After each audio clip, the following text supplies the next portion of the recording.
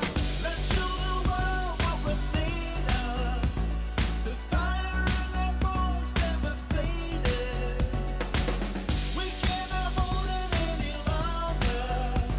'Cause every day the feeling's getting stronger.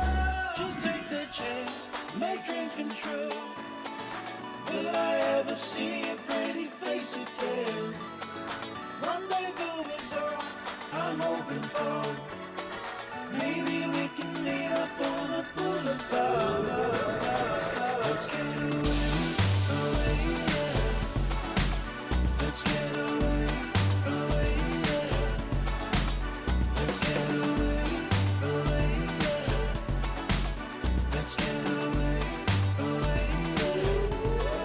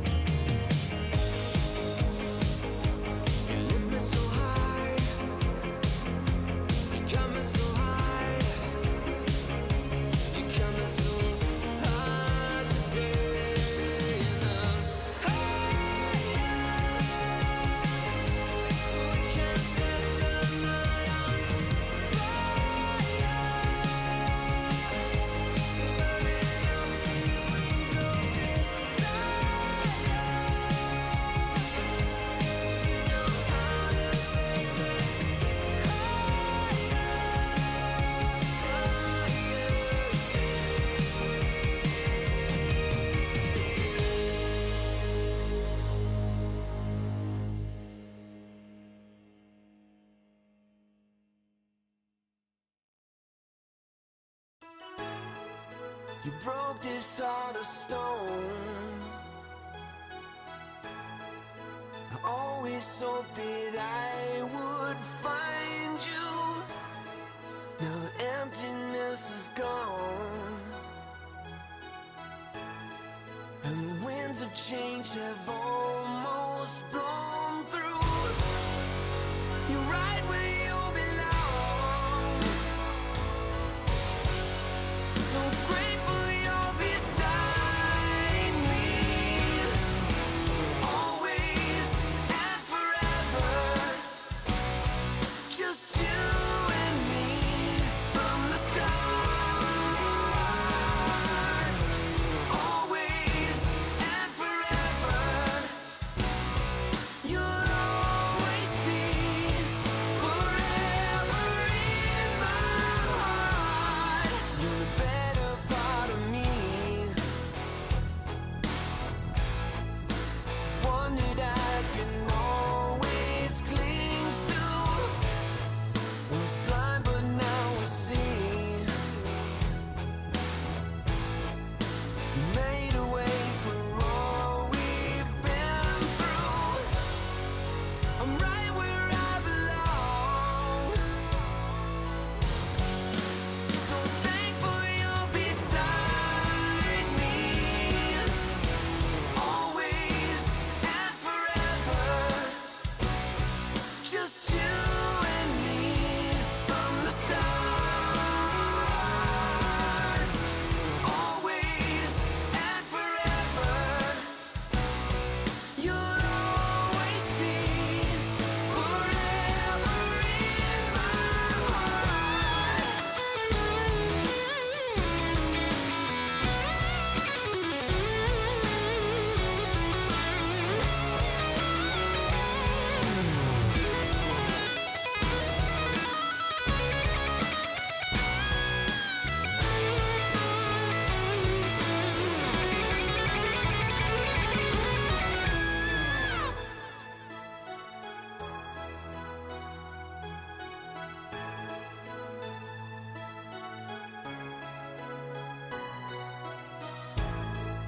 You broke this heart of stone. I always knew that I would find you. You're right where you belong. So grateful you're beside me, always and forever. Just you and me from the stars. Always and forever.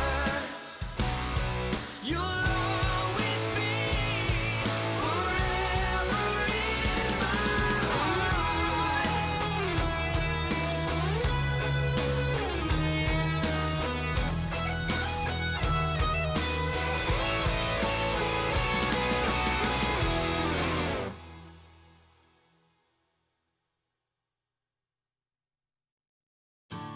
And I send you down to me. All the angels would agree. Shine your light into the dark,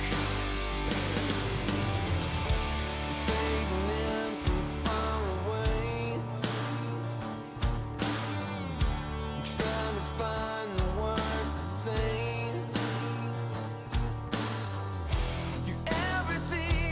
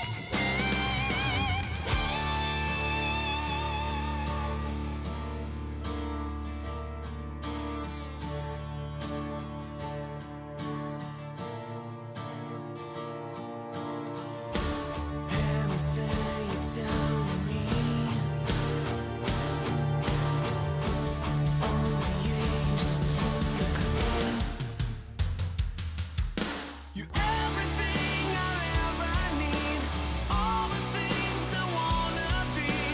I could never ask for more. You're everything I'll ever need. In my heart you'll always be.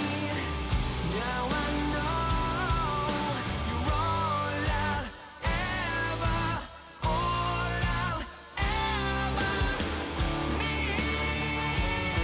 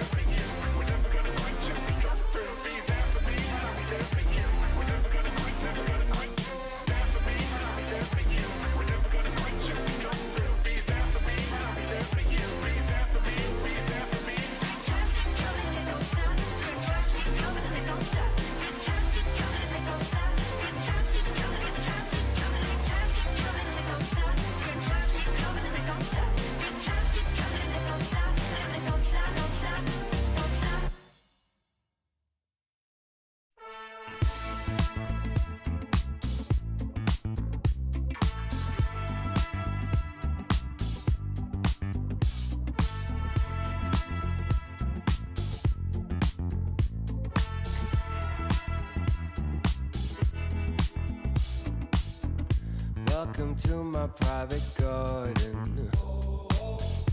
It's my own menagerie. If you're looking for a party, I own everything you see.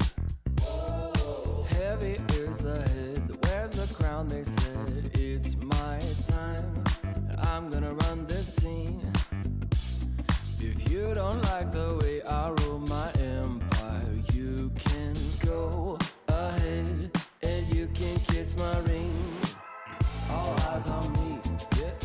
When I enter the scene, quit it. All eyes on me. All hail to the king, get it? If I say so, then it is so. If I say no, you better get low.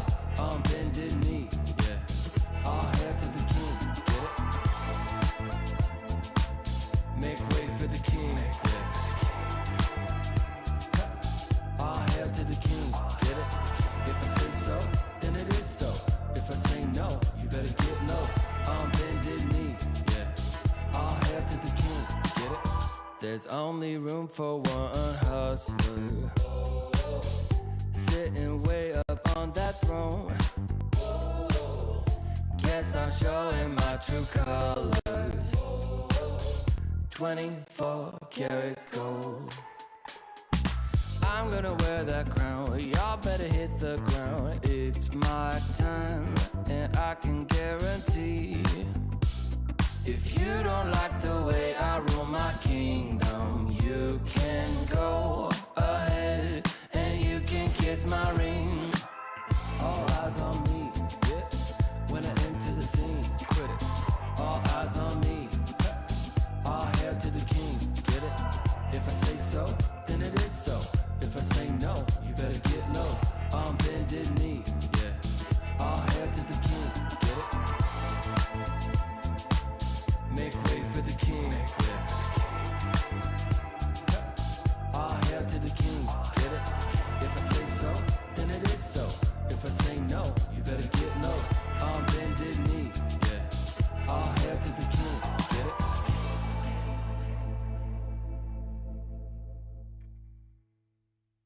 Oh, I'm feeling good. I'm feeling, oh, I'm feeling good. Wake up with no alarm, brand new kind of charm, and fresh hot coffee in a big old mug. Can't wait to get my face in the morning sun, yeah. Make a list, check it off, doing only what I want. Cause there's nothing better than making waves. I'm front and center in my own parade, on parade, on parade, on parade. Oh, I'm feeling good. I'm feeling, oh, I'm feeling good. Solid gold, I'm shining into full. So come and take a look. I'm feeling good. I'm feeling.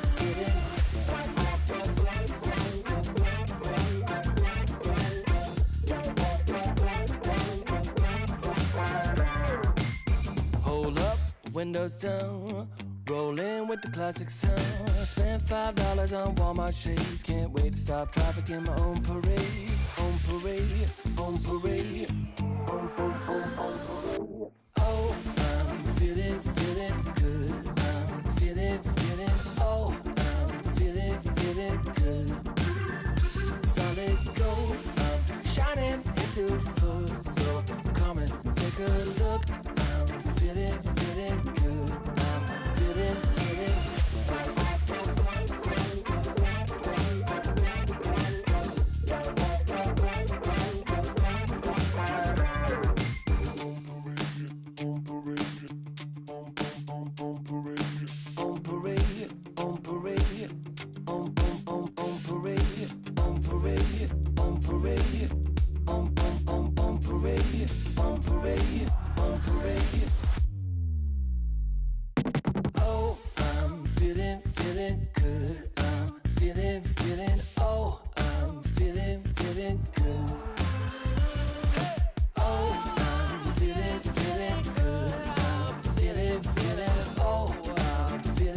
Feeling good.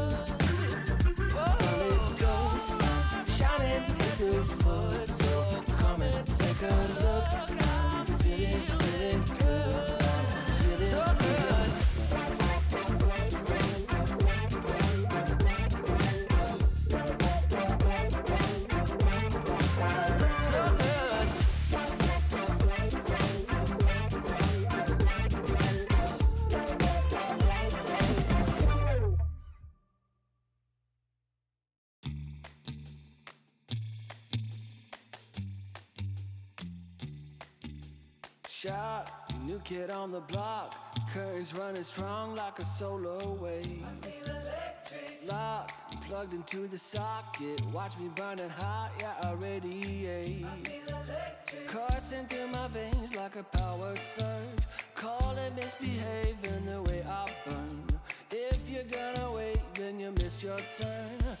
Charged up and ready, I'm going steady with you. Looking like you're blacked out, got that future shot now. Everybody stop, got that future shot now.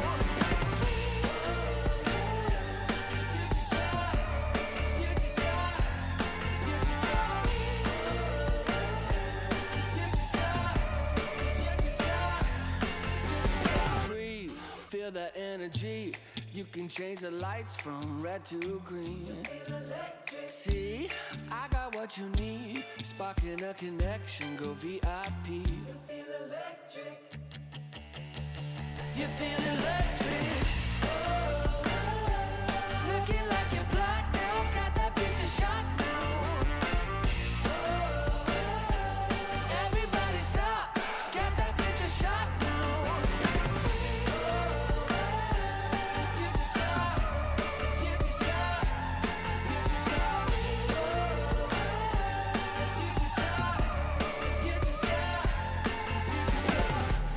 Future shock, the future shock. Once we started, there's no way to stop us. Like a rocket, not for static hearted. Once you got it, you'll go supersonic. You know you want it, you know you want it, you know you want it, you know you want it. Looking like you're blacked out, got that future shot now. Everybody stop, got that future shot now. Looking like you're blacked out, got that future shot now. Everybody stop, got that future shot now. Future shot, future shot, you know you want it. Future shot, future shot, you know you want it. Everybody stop, got that future shot now.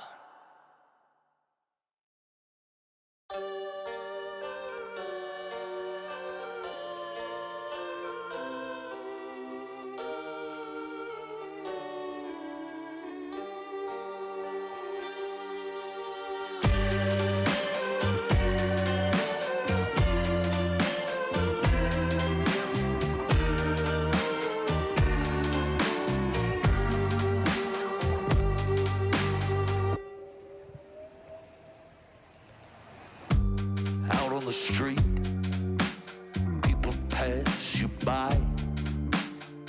You don't meet their eye, you don't care. And out in the night, you see a light.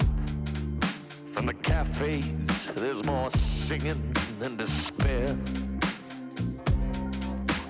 Hold me tightly before the night swallows the sun. And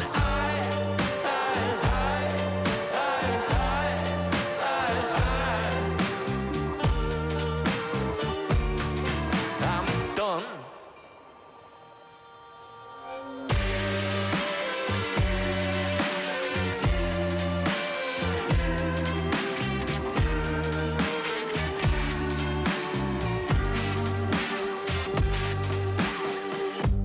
At the bar, too drunk to sit.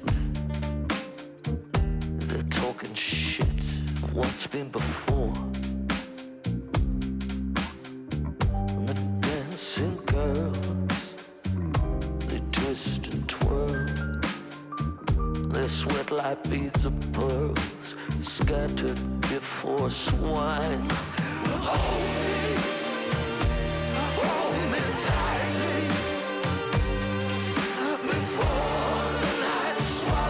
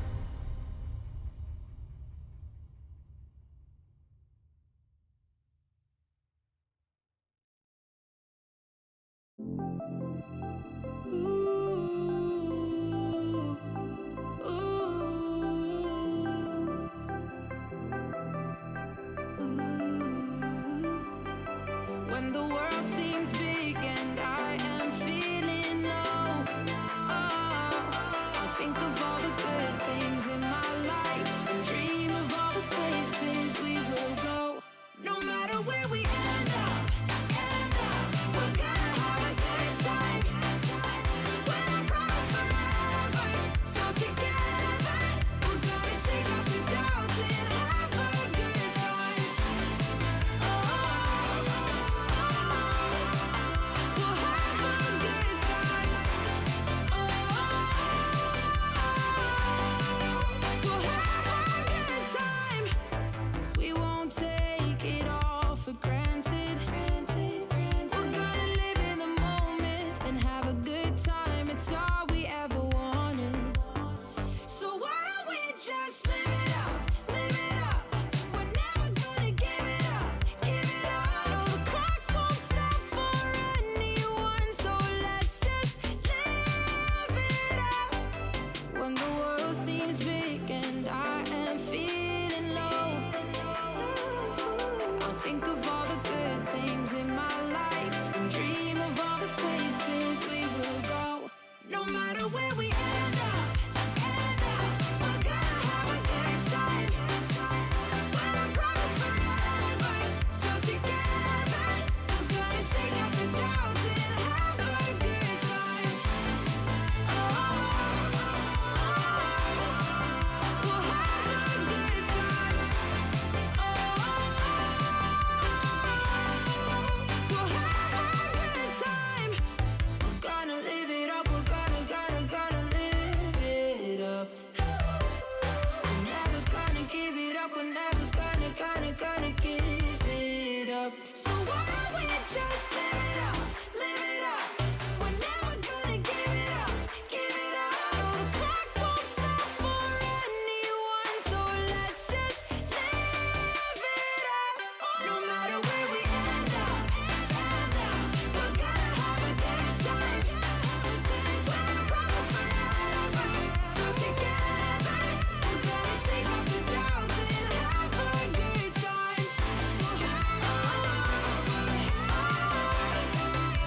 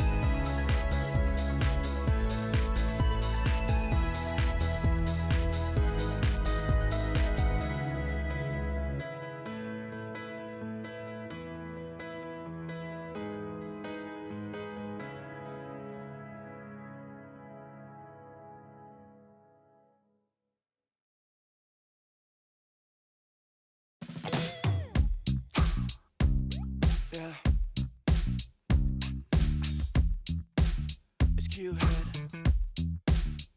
It's been love since we met. Right from the bar to the bed, all night long, roller coaster. A 5-inch scar on my shoulder. You smile, I'm high. I put my heart on the line. I'm addicted to you, I can't lie. It's whenever you kiss me goodbye. I'm high in your love, high in your love, high in your love, high.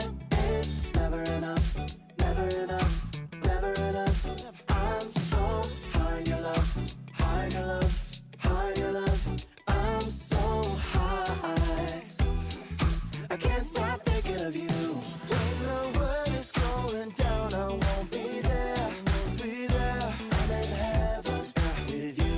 I'm in heaven with you. We'll be up and losing ground into the air. To the air. I'm in heaven with you. I'm in heaven with you.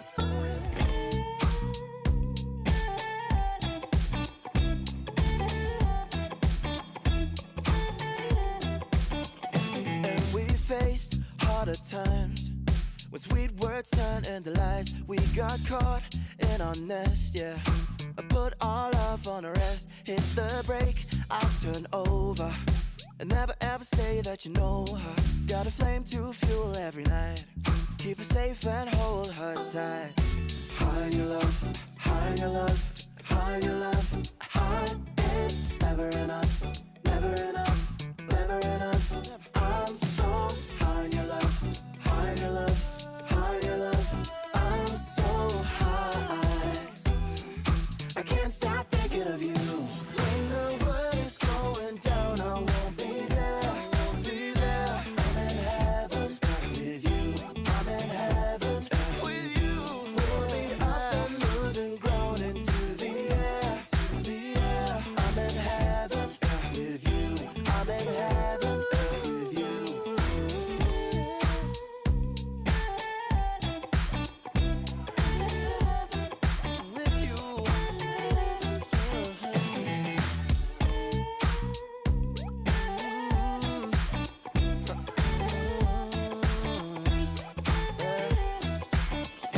When the world is going down, I won't be there.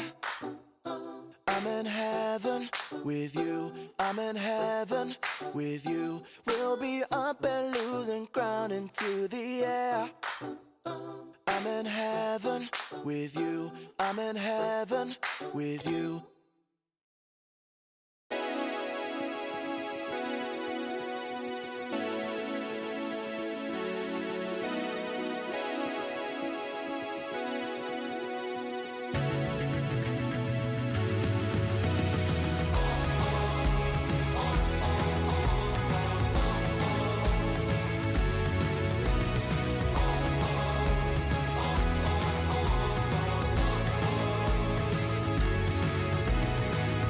I'm running out of breath with 100 miles. I crawl over shaky ground to escape from life. Gravity is pulling me down again. A remedy is still to be found.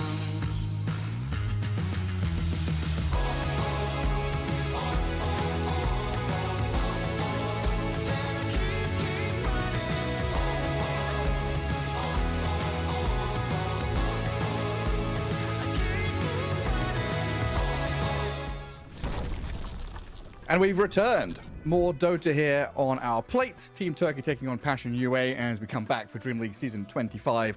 A Western European closed qualifiers. Milan back down in the lower bracket. A chance to move on to face against Navi Junior or elimination in this best of 3.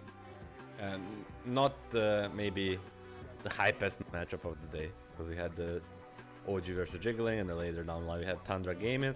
But Yeah. I think one of these teams, you know, next round it's Navi Junior, which is a decent team, but nothing to write home about. So if you win this game and you win against Navi Junior, suddenly you're looking at the BO3 away from a really big upset achievement to go to DreamLeague Season 25.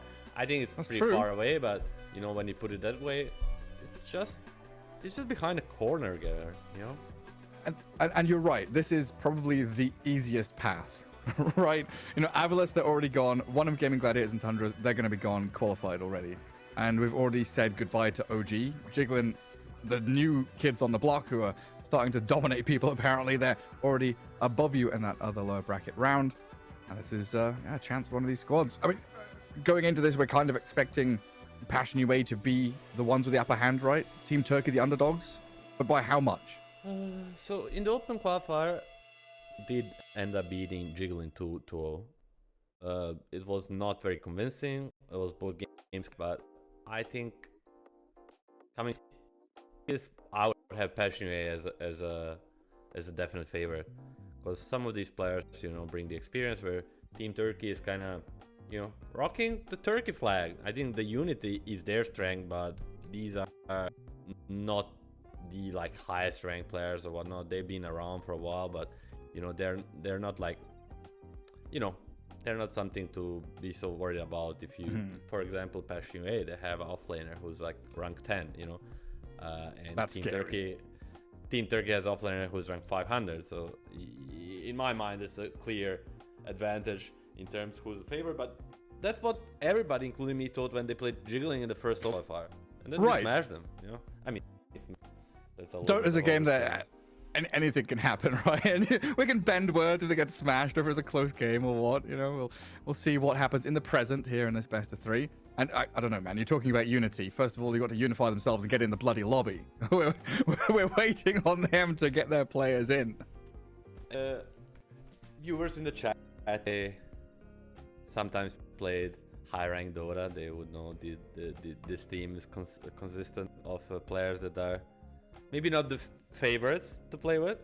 Maybe are a little bit, can be a little bit nervous, a little bit, you know, can be late, you know. I think it's being late for an official game is kind of show of a bad fate, but you know, their hobby will not talk about anymore, as they are 4 Turks, Retsu, player from Russia, and he's pretty high rank. He's probably they carry, right? Yeah, top 100, and their supports are, I think, both sub 200. So you know, not like I made this comparison with offlaners, but that's like that's the biggest difference. Yeah, so, but it's still not that like upper echelon of all of their players are like top 10 players or top 50 players, whatever, right? Or like, at least 100, which like Team Jiggling is, right? There are older players besides MC are top 100, and you know, that's already like it paints a picture that they're kind of individually a really strong team. And then Passion UA, you know, we've had the pleasure of casting them already. They had to face against Gaming Gladiators in their previous series. One of the games, it was pretty easy for Gaming Gladiators, but there was that second game, right, with that gyrocopter rapier situation. Passion UA can find themselves in spots, or they find themselves spots and moments where, you know, they have a position to take a game off of Gaming Gladiators in a series like that. Shows their experience and their knowledge of what to do decision-making wise in late game, which is really nice to see. Yeah, I mean, I'm watching these 2 games, and even first game with the Bristol Phoenix, they had a couple of good moves, you know. They showed that they have some strategy and something to play around. So, you know, 40 minutes against Game ended up winning the game, and, you know, made it maybe a little bit look easy, but I think Passion UA, especially as you said, with the comeback in game 2, almost completed comeback, they showed potential. Yeah. And I would have them definitely be a 2-0 here, but as we said, Team Turkey, a little bit of a wild horse, you know. They're inconsistent. Sometimes they can shine. Let's see what they can do in the game, and they'll open the draft with the first pick, something we haven't so much in the castle, but been some in the tournament so far. Yeah, he's been sprinkled in here and there. And the band's pretty regular. Alchemist, Dragon Knight. We see this Timbersaw band come up the priority list along with Tiny, Clockwork Doom, and Bristleback. And I guess also worth pointing out here, the reserve time for Team Turkey. They did get a level 1 draft penalty, so a little less reserve time to work with. Passion is straight out with a gyrocopter. That was the hero Crystallize used to try and mount that comeback against Gaming Gladiators. Seconds remaining. Couple of Rapers there. A pretty solid pick. Timber and Tiny are 5 two seconds GTA remaining. kind of staples. So when you have second pick, you ban the Honest and DK, and then you choose like 2 of the signature heroes of theirs. And Team Turkey, Clock, Doom, Bristol. Doom and Bristol kind of being a passionate offlane signature to of respect being thrown around. Now a Baron ban, that's something Stoic really likes to pick up, but when they have bat on their side, they'll decide to ban it because Passionate has a pick out of phase and can just snatch it. It's cool they still think about the Abaddon, though. Like, Abaddon, pretty cool with the gyro to keep him alive, natural Solar Crest buyer, but then it's just always this old school thing of enemy has picked bat, how do we dispel or save? Abaddon, Shadow Demon, 2 bans.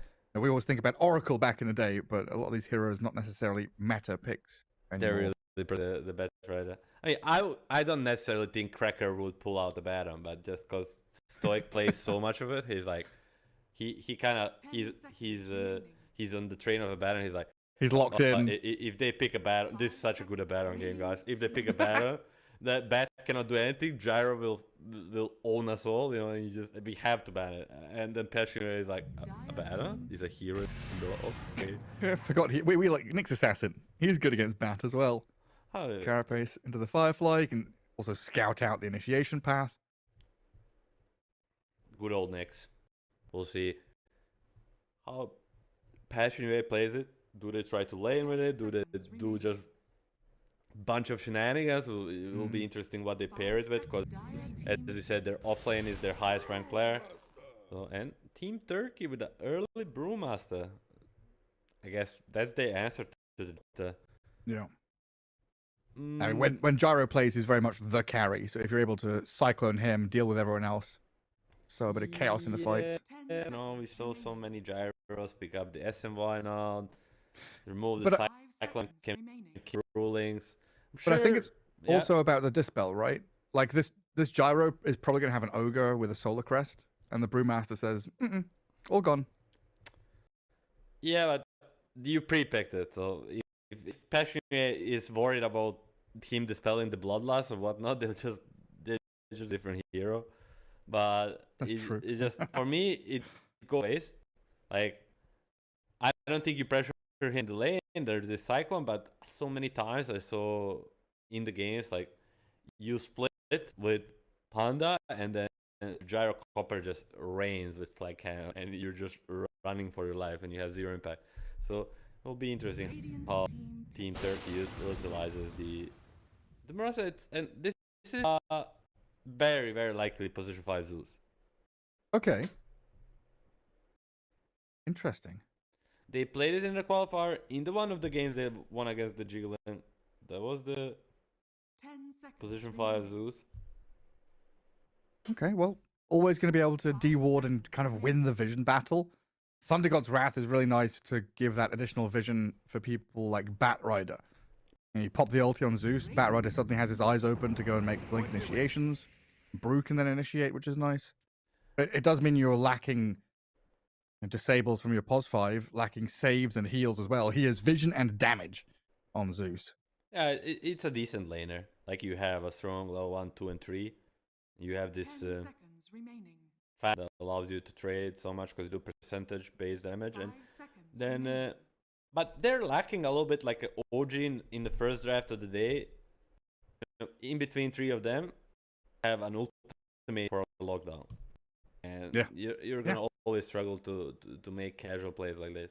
You're going to rely a lot on playing through the lanes, and these last to carry you through the mid game. Well, Passion UA see these 3 heroes, and they see 3 heroes that do not hit egg. They do not right click. So having Supernova to back up your Gyro and your Pango in team fights, a really nice pick there in that 4th slot. This has got to make Team Turkey kind of uncomfortable now. Looking at the team fight, the lanes that Passion UA has. This very important pick to come in this 4th slot with the bans behind it. It's meant to kind of remedy problems that you're facing and give you a boost. How do they find that hero? Maybe Alina. Just, but they need a melee hero. Monkey. He's in the pool, so I wouldn't mind Monkey. Or just go for all-in fix like Bird, you know. He could fix all of their issues. And Pango, I mean, the strength of this Pango that we saw Passionate do before, or at least Dire team ban. similarly, is just a flex. You see in an Ursa, you put Pango mid and last pick hero that's really good against Ursa. And you get 2 additional bans for Pango. Team Turkey will do the same, so they'll ban the usual suspects, you know, Enigma, maybe a Beastmaster. 10 seconds remaining. 5 seconds remaining. I'm really struggling here. With what, Garrett? Like thinking how these where's the fights struggle? start for team. Like how does Turkey lanes are one thing, right? But once lanes break down, how does Team Turkey approach anything? How do you approach taking a tower? Like you don't have an Ench or a Chen, you have Bat and Zeus. First primal split has got to like get you a kill and a tower or something like that, or am I looking at this wrong? Did a Team Turkey thinking about 10 seconds remaining. hitting a timing later on, like minute 25 or something? Radiance Brew, Blink Basher, Ursa. Down the line fix the issues, but early game we just hope kind of lanes go well, like double gate with and Zeus, and you like overwhelm with numbers with the split and you pour, but you know it's not like Passion too greedy of a draft.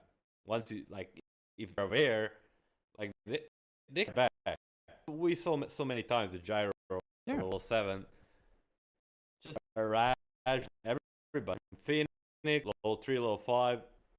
He's solid hero, you know.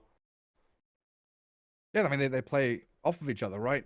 Phoenix and Nyx love playing with this Rolling Thunder from Pango. Gyrocopter can join, like you said. We've seen plenty of these. Even level 5 Gyro just joining fights and flacking people down. Passion UA do take out that Invoker and Earth Spirit. I think, yeah, Earth Spirit, Tiny, those 2 heroes have been very good this qualifier at tying drafts together. So not having that out of your mid lane does sting a little bit. 10 seconds remaining. One more ban for Team Turkey. So that flex Milan was mentioning of the Pango, probably not going to be there anymore. Just shove that mid. Look for these offlane heroes that deal with the Ursa. What do you say? Enigma, Beastmaster, some of those summons heroes. So Ursa kind of covers the, Tidehunter, the Underlord, these slow, sluggish guys. Kind of get run at. Well, saying that, I'm not sure how an Ursa Zeus lane works. There's no stuns or slows to catch people. 10 seconds remaining. This last pick, though, might tie things together. 5 seconds. Could also surprise us with some lane swapping or something. Right now, it feels like Brew, Bat, off lane. Zeus, Ursa, safe lane if Milan's call and there's pos 5 Zeus. Turns out to be true. The Tusk pick, it looks like it's mid Zeus. Now Tusk with Ursa. That's going to give them a bit more out of that lane. Get some gap close, get the tag team going. Now Passion UA with a Nyx +1, right? So it's Phoenix, Gyro, safe lane, Pango in the mid. 5 seconds remaining. Someone who doesn't just get rolled on by a Tusk and an Ursa over and over again.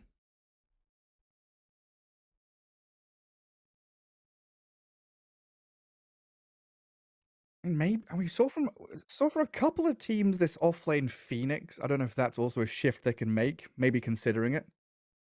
I am back. Hello, hello. Sorry. Covered, Are we covered. All good. All good. Oh, Yeah, should be good to go. What is it? Task last pick? A So then GT? Zeus mid. I think it might be even Task mid. Oh, okay, If that's it's cool a as well. Pango, it's one of the GTI classics. I think they'll see towards the end of the draft when Passion UA picks their last hero, but it's something he pulled before, and it was something that people used to play versus Pango mid, right? Yeah, Back in the day, like 2-3 years ago. So a little while back.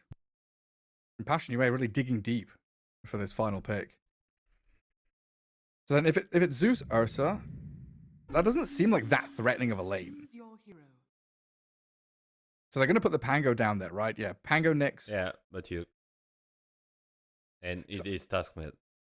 Okay, yeah, because I started getting worried. Like, if it's Pango offlane, if this Tusk Ursa gets on the Pango, Swashbuckle's a long cooldown, and he could suffer and die down there. But Zeus Ursa lane, Pango versus Tusk. I mean, it's not that weak, you know. In between the Zeus jump and Blood Grenade plus the Ursa clap, you have a lot of slow. So it's not to under, because that's the power of Zeus. Like, you think he doesn't offer much in terms of like catch in the lane, but once he jumps, heavenly something, like you literally are not moving for a second, and then Blood Grenade comes into play, and so they have an angle to pressure. Okay, yeah, that's fair enough. I think Tusk does solve a little bit of their issues, like in terms of control and like making some casual plays, but then this puck is kind of, you know, A counter. it's kind of a GG pick, you know. Last with puck into literally zero stuns. One of the best heroes against support Batrider. It very much felt like, Tiny Earth Spirit are banned. Tusk comes in to replace those heroes, and this puck pick at the end just seems so incredibly good. So now you have the Crystallized Gyro, having a pretty good looking game. The puck as well is going to be running around causing chaos. Turkey's got to pull out some big plays, honestly, to level the playing field here in game one. Prepare for battle. They'll just need to buy themselves out of this issue with, like, I don't know, as you said, getting to this Ursa Basher Aegis timing as soon as possible, It's just how do you get there? Are you paving the road with the bones of Zeus? Are you, how many deaths does the Batrider have before the Ursa feels like he can play the game? I'm gonna have to do a lot of maneuvering here. Is how many kills does Tusk have before that? Because that's fair. Literally all onto him. All on GTI. A bit of a delayed smoke from Team Turkey. Gonna wrap around into enemy ancients. So a good move to try and start things off, but they're a little unfortunate here. Or are they? Passion UA, they've smoked up and are moving straight in towards them, but the smoke breaks on the Nyx, and he's speedy with the boots first. Able to get away from Team Turkey. So top bounty runes probably belong to them, and the Radiant comes down bottom.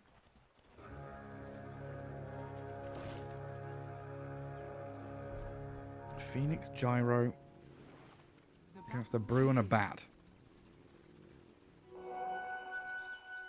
This Brewmaster hero is doing quite well in these lanes where there's a bit of damage and a bit of chase from the enemy team, but alongside a Batrider, they should be able to push back quite nicely.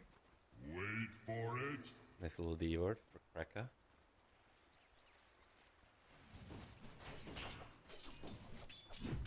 We'll see. I mean, this bottom lane, Brewmaster and Batrider have an insanely strong level 1 in between them. They just worry about on the side of Passion. But I'm very interested about always, every time we have a game with the Nyx, we're always kind of following this Nyx around. What are you doing, brother? What shenanigans are you pulling out? And what's the Zeus doing as well? Oh, Phoenix. Dead down bottom. In between the Cinder Brew and the pushback from Batrider, you kind of suddenly stop moving. So one wrong step and level 1. Oh, down he goes. Great start for Team Turkey down in that bottom lane. Mid lane, Tusk 5 and 2, having a good start there. At least for now. While up at top, we've got Fernand's Nyx grabbing the wave. Taking a bit of damage from Stoic on the way out.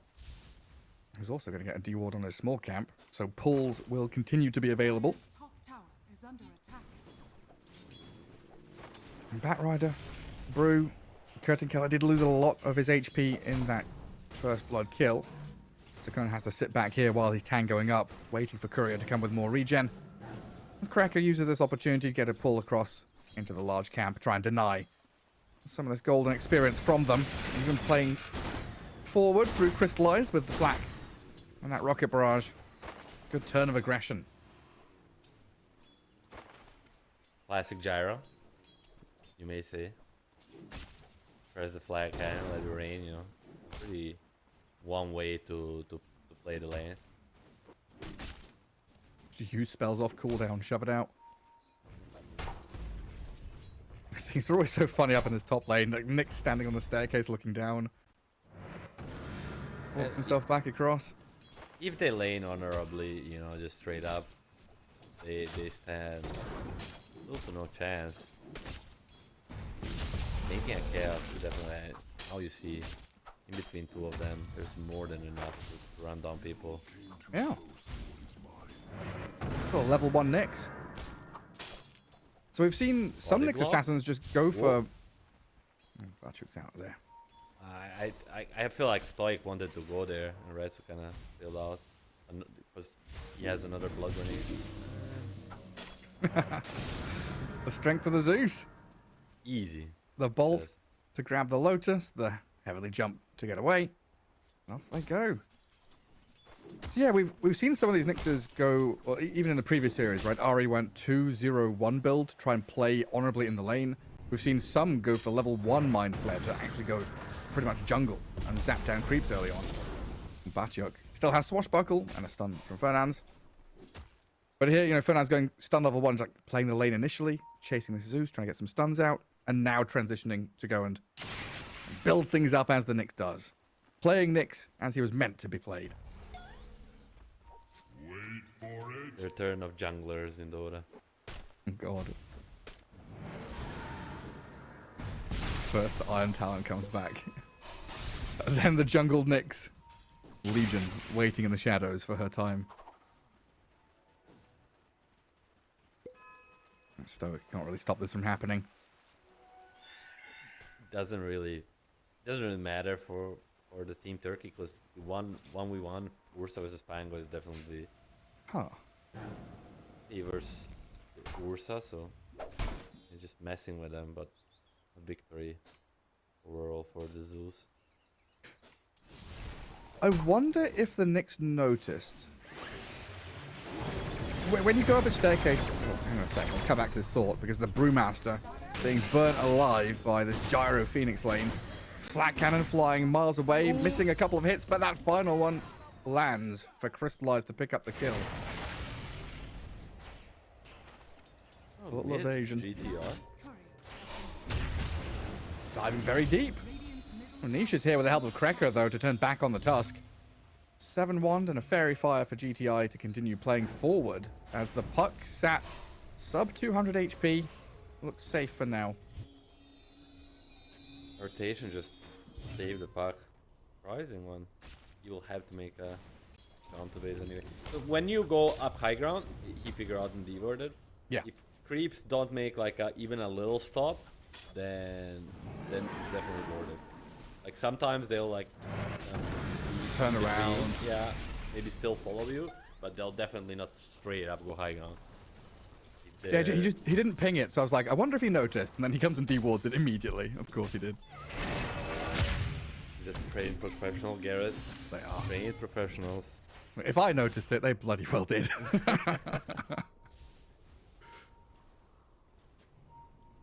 D-word for D-word. And gets rid of one. Chase. Chase. 6 heroes on the mid. A true classic. Brilliant. Bat Rider also stacking large camp. Amplified damage for the Tusk. Hot cans coiled and run at this Zeus. So Stoic about to drop. Not quite in time there with the snowball to save him. So Niche able to pick up a kill. But for a second, he's definitely gonna save him there. Just a little bit far away.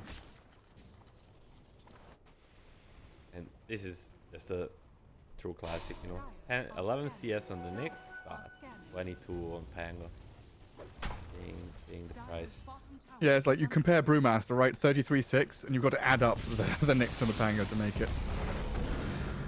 Continually being run at. Whereas, yeah, Team Turkey are much more even spread across their 3 cores. Boy, Everyone. make a move. Should not work. Look you up. He can't go grab the Wisdom Rune, but it looks like he's alive still, while Crystallize able to take down GTI with a gyro move. Level 6 into that mid lane, just like we were calling for. And look at this.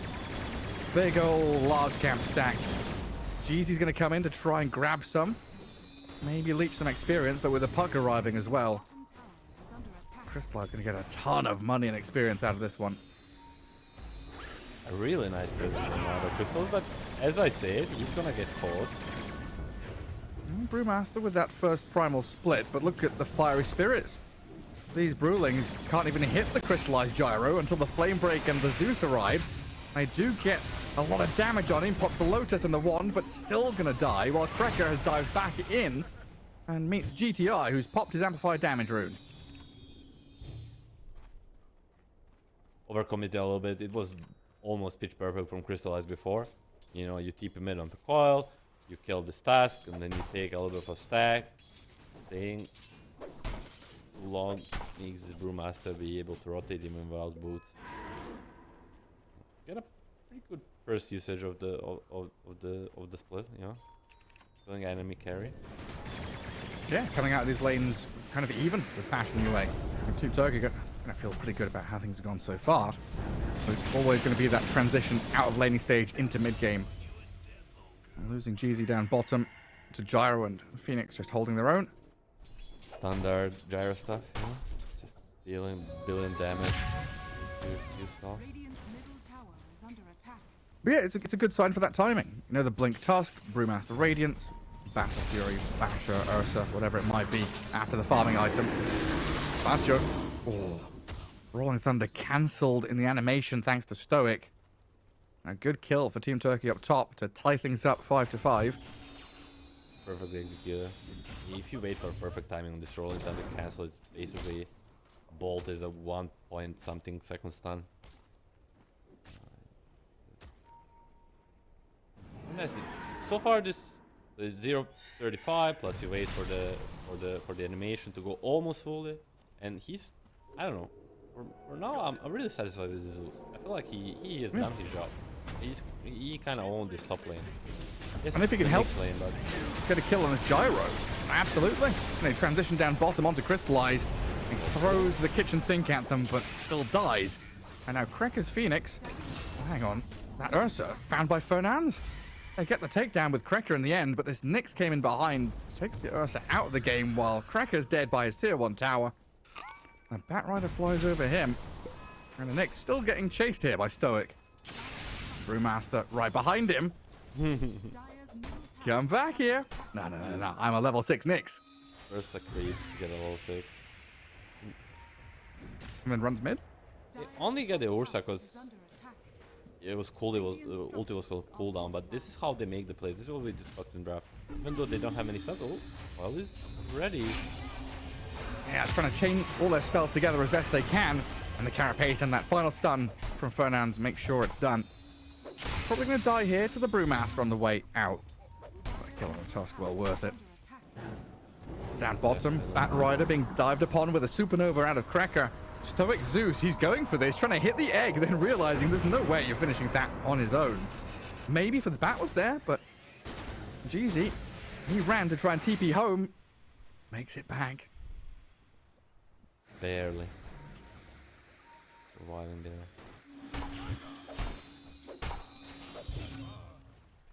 Action-packed game, Garrett.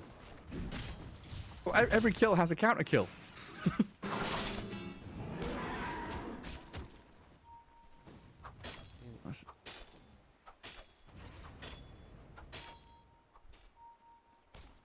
Still being kind of an unexpectedly good first 11 minutes out of Team Turkey. Yeah, I wanted to say the same, but I'm figuring out like just they kind of connected the heroes well enough. Made the lane as well.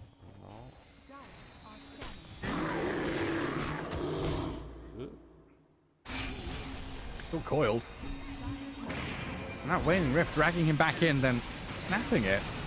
A Rolling Thunder and a Flat Cannon charging forward, but Ursa has already skipped away. GTI has been left to his own devices, pops the shards to create a barrier to try and run to the right, and that Pango should come in and secure it. While the Bat Rider drags the Phoenix into the Zeus's damage.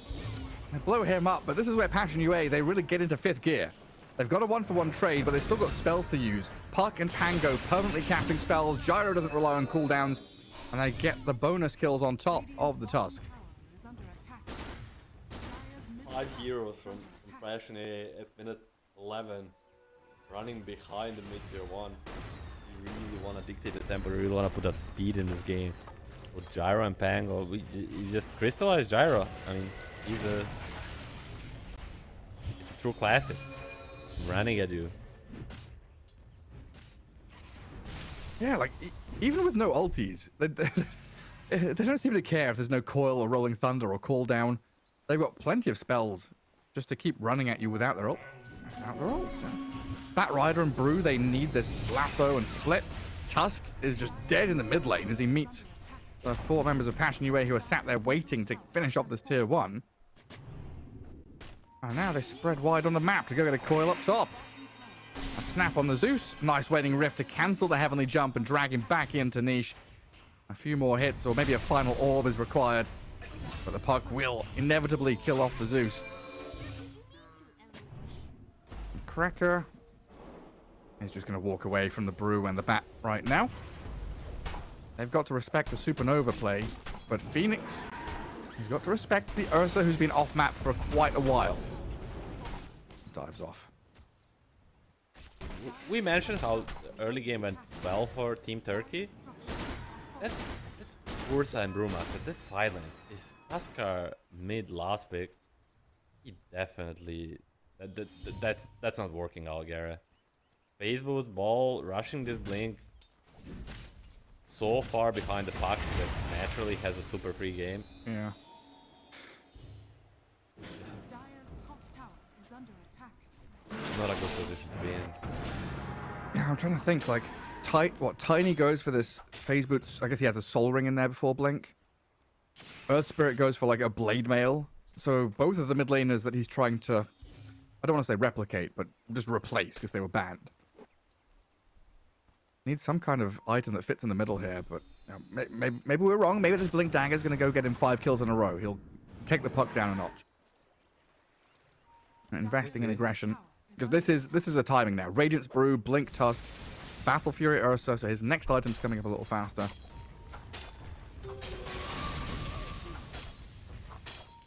Passion UA going to be the ones to smoke and move though.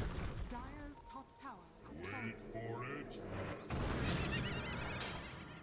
Zeus through the twin gate. Passion UA going to follow him though. Next comes down. Roshan goes up. Lasso into Carapace, but the rest of Passion UA, they've arrived. Bat Rider completely blown off the face of the map. And Brewmaster's like, where's my supports gone? We were 3 down here a second ago. Quite a weird exchange considering Team Turkey had a complete vision of what's gonna happen. They kind of just tried to battle it out, but this pack 8k network at 16 already a big force. You know, the amount of damage he brings against these supports is just like, what can you do? You know, what can you do as a Zeus Bat Rider versus super free farm puck? It's just unfair. In a game where Puck is scared of, yeah, Walrus Punch, that's pretty much it. Now Niche has the ability to jaunt, dodge, phase shift away, still trapped in the shards, but apparently doesn't care. Call-downs landing back towards the Zeus and the Bat as they run back. Brewmaster walks in towards Passion UA, trying to continue the fight because Tusk blinks aggressively. Punches down Cracker, but he jumped on now. Snowball to dodge out the shield crash, brings the Brew along with him. Ferdinand to snipe Stoic elsewhere in the fight, while this Tusk and Brew are just being shredded by the gyro damage. Or the chain stuns. The chain stuns on the Brew stops him from ulting. Batyuk along with Ferdinand's this Pango and Nick's lane now coming out to play 16 minutes in, get the takedown on a Brew. And Zeus was taken out meanwhile in the bag by the Knicks. And that painted a picture, Garrett, for me. You know, Brewmaster running into the river, trying to get something going, but if you split too early, they'll just run away. If you wait, the Spango chain stuns you to death. There is no real follow-up. Ursa is quite, not, I don't want to say far away from joining, because he might try to do something with Blink Dagger, but you know, the synergy is just not there between your heroes.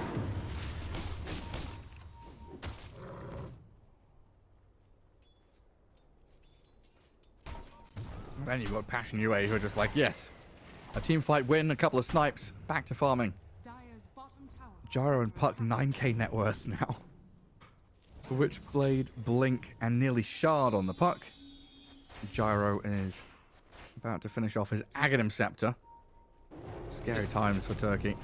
Feels like a perfect 1-2 punch. Gyro and Puck, you know, coil into hold down, into flag cannon. They just complement each other Is under attack. really well. 6k advantage from 18. 4-man smoke from this Team Turkey lineup. They want to use this Brew Split. They want to use the lasso, you know. They're like, we have the spells. How about we get a kill? Well, the Knicks could walk into them. Gets up with Carapace. Not quite fast enough to get out of the lasso, though. For a moment, I was scared he was going to just take the Dark Hero and run away. They have to expand the lasso. Dire's top No. tower is under attack. Realistically, what's left for this Puck? Puck and Phoenix. They spotted by the Zeus ulti. Raid. Radiant's middle tower is under attack. I don't know, you get a kill on a Nyx. Now you're kind of backtracking through the jungle. Batuk's Pango has already cleared out a bunch of these camps on his way through. Gonna defend mid. Top tier 2. Brewmaster's under Radiant Vision. So the rest of Passion UA know this Batrider. Jeezy all alone down near the Twin Gate. He fell out to show off his Dagon to zap him out. So much easier to get anything done on the map. You know, some Sunray into an XTP, there's also a kill. And meanwhile, on the other side, you need a lasso and 3 other heroes to kill support. Radiant's middle tower is under attack. Ursa is farming away. This Blink, BKB, as you said, before the game started. Ursa can get to this timing. He can fix it up. He can cancel. Barely. That was close. Is under attack. I mean, how important is Roshan right now for Team Turkey? Radiant are scanning. Every time you have Ursa lineup, you're just in trouble if you're not getting these rushes. It's half of a hero, so they're not gonna get it while it's top. I don't think they wanna go for it before the BK, because without BKB, this Ursa in a 5v5 just non-existent. Gonna get kited, gonna get coiled, gonna get fiery spirited. And Batrider gets the deep vision down, so that's gonna scout out crystallized farming some stacked ancients. And the rest of Team Turkey kind of up there in that top lane. The only one elsewhere is GTI's Tusk, who's being tagged up by Anisha's Puck. The Snowball expended. GTI. That's a little spooky. Puck, Phoenix, and a Nyx looking at you. Quite bold to be just shoving out, clearing these waves. But Passion UA is going to respect Team Turkey's ability to be sat behind him. They go hold the high ground near the Dire Ancients. And Nyx is going to scout the smoke, sees the Ursa coming. And Team Turkey do scan them. But the Nyx is the first one to start things off. Yules this Ursa while his Enrage is going. And his Rolling Thunder Sunray combo annihilates Repsu. The Phoenix dragging this Pango around doesn't really accomplish much while the coil arrives in the nick of time from Niche. Brewmaster all locked up. The chain disables are coming. The primal split just about comes, but look at his Rulings die! Great split for Gyro. I don't want to say I told you so, Garrett. But you did. This is how I sometimes remember it. You know, a lot of my understanding about Dota comes just from pure experience and memory. I see Gyro, I see Brewmaster. I have flashes of Gyro flag cannon just all the things. Yeah. Crystallize I mean, Bat Rider lassoing a Pango while he's rolling to try and save Ursa's life is just a despair position to be in. And, you know, can you blame them? It's like, they cannot do much, you know?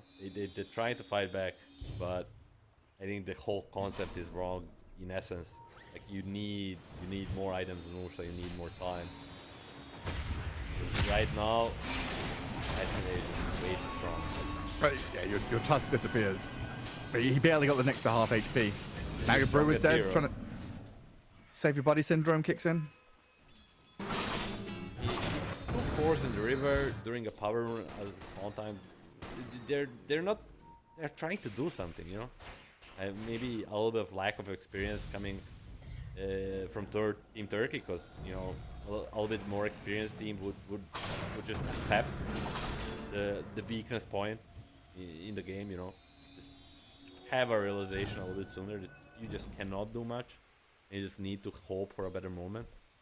They're kind of bashing their heads against the wall here. Yeah, this BKB needs to be here for us, and then let's be his basher on top of it, honestly, before he's going to feel remotely good.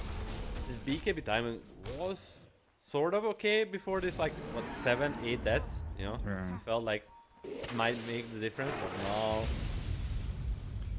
everything considered, might be far from enough, but What? we said, Rosh is half of our Ursa hero, so they don't want to give it up for nothing. They kind of go for Hail Mary smoke. What's Ursa BKBing? Is he BKBing to kill Gyro? Oh, niche. Jumps back and forth away from the bat.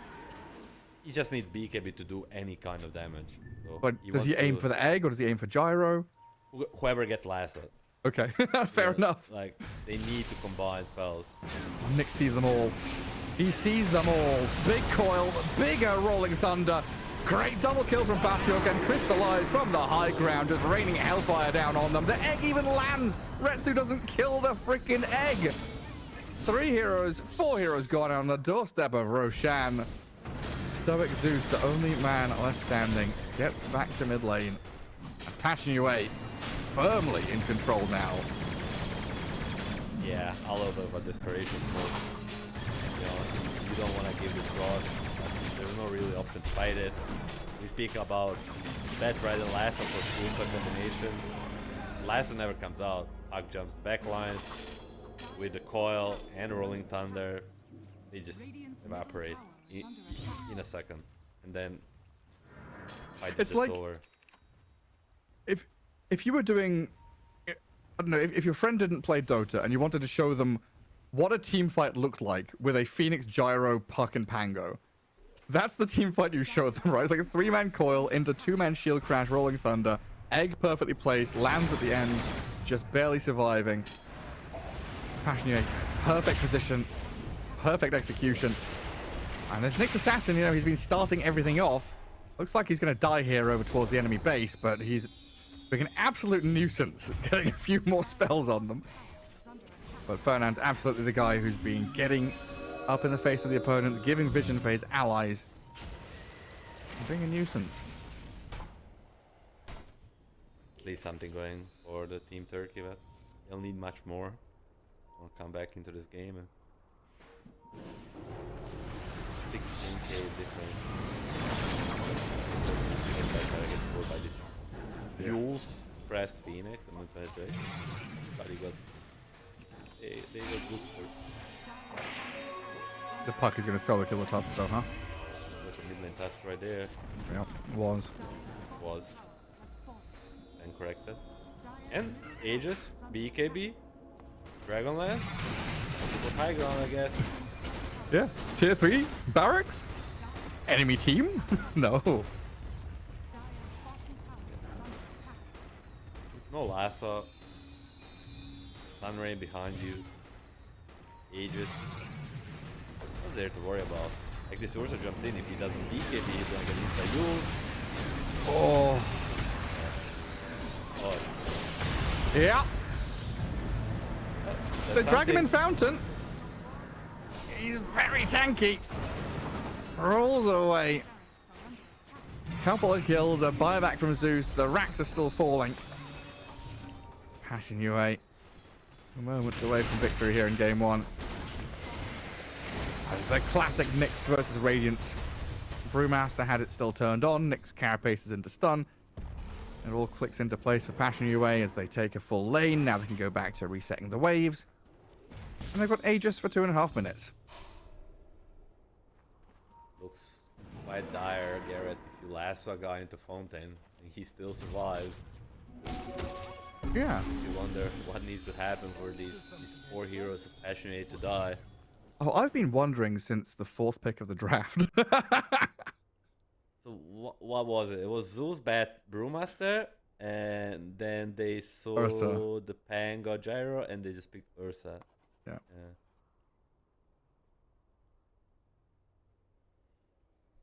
Oh, they've not made it easy for themselves. Like, you know, we always look for silver linings, though, right? Laning stage was good. Team Turkey had a nice, like, farm distribution. Everyone was getting items. It was just all 3 of them needed, like, a 3-minute waiting period. They're all sat there twiddling their thumbs, reading magazines, waiting for Blink Tusk, waiting for Radiance Brew. And then Ursa got Battle Fury, but then has to wait for Blink BKB. And it never felt like there was synchronization for any of them. They're sort of the pub stack in a way, Yeah. and that's how they. Are scarce. This is how the game looks from my perspective too. It's like a kind of a little bit of random. Just everybody kind of picking their own hero. Synergy is not really there. Besides, it's like laning, and then when the big moves come to be made, it just really has too much. Another one. 70 seconds. See, Die back. he bought back early, didn't he? Yeah. Oops, a daisy. 90 seconds left on the Aegis with the room spawning. I mean, again, we saw this from Team 2 earlier today. Once you have a commanding lead, you can just, you know, Radiant's top take it easy or higher. You can do whatever you want. Like, at least we can kind of see a way from, you know, Team Turkey to take a fight. Whereas, you know, the previous series with OG, we kind of struggled to find a way for OG to find an opening, any kind of avenue to starting a fight or getting a pick off. Here we can see, you know, a 5-man smoke, Zeus ulti, Batrider gets a lasso, Tusk and Ursa have a lot of nuke damage to blow someone up. They could theoretically kill the puck or the gyro, and then this Brewmaster is going and dealing with another hero. It's just that everything has to work like in that order perfectly with that sequence of events for it to actually... Oh, I got a big lag there, huh? I was fine. Interesting. I got a huge... I don't usually lag, but I got a huge spike just then. But Garrett, I see what you're saying. I feel like you do all of this, you kill one guy, and then all of you die in return, because it doesn't matter. Yes. Like it's not like this gyro is killing them alone. Basically gyro, Pango, and Puck have same amount of net worth. They're equally strong. There's a harpoon agonist on this Pango here. But then it just feels like, you know, we're behind and we There's screwed a up our later to transition come. into mid-game. Yeah, I mean, the game was possible to be turned around this exact way you described before this bleeding in the triangle, you know, before the Right. Rusago BK, before this 5, 6, 7 kills that they bleeded kind of one by one, you know, Yeah. and then they kind of rounded it up by going for a Yola or fight where they lost 4 more heroes. So if the game was even around it, around that point, like 1, 2, 3k deficit, then if they execute like this, I can see it happening. But 15, 20k behind, there's just way too much. So Yeah, I mean, my mind is very firmly already on game 2. You know, thinking of ways for Team Turkey to fix things. Right now, it's a snowball from GTI to turn back on Fernandes. The Nyx Assassin finally falls. Lasso's there on the gyro as well, but dead to the Sunray. The Batrider collapses while GTI slain by the Pango in the back, rolling deeper in onto the Brew and the Ursa past the tier 4s, crashing onto this Ursa, and Retsu gets soloed by the Pango. Good games called.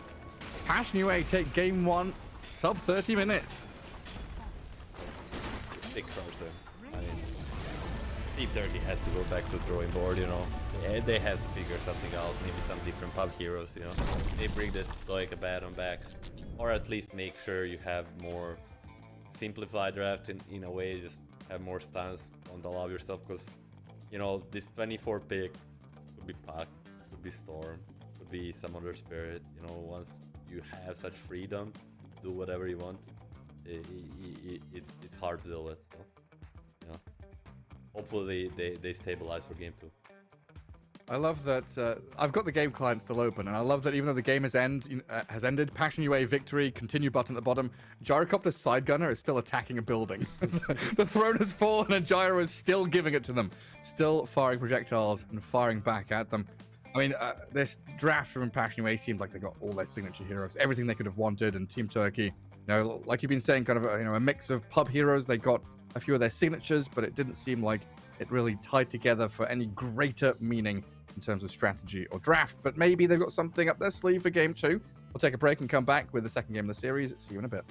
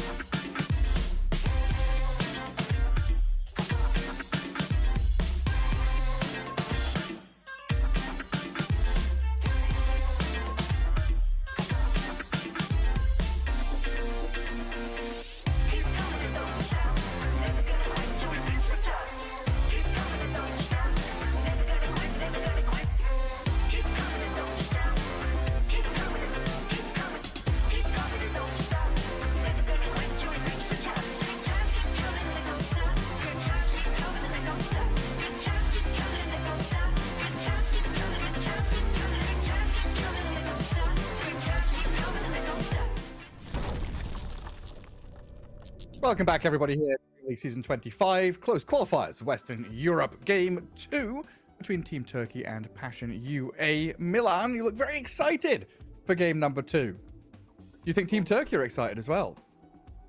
I think their quality lies down in something that may prove like a problem in the last game, the bashing ahead against the wall, but they do bring out the energy, you know. They come in, they try to do stuff. They don't use most extent of logic in what they do or what they pick, but I think like if they get a little bit better heroes and still keep doing like try to do plays, try to make moves on these runes, on these towers, you know. For a moment it looked like they had a chance there. So if they improve their draft, I think these two teams are not so far off as this game showed, you know. This was quite a stomp, you know, let's be honest.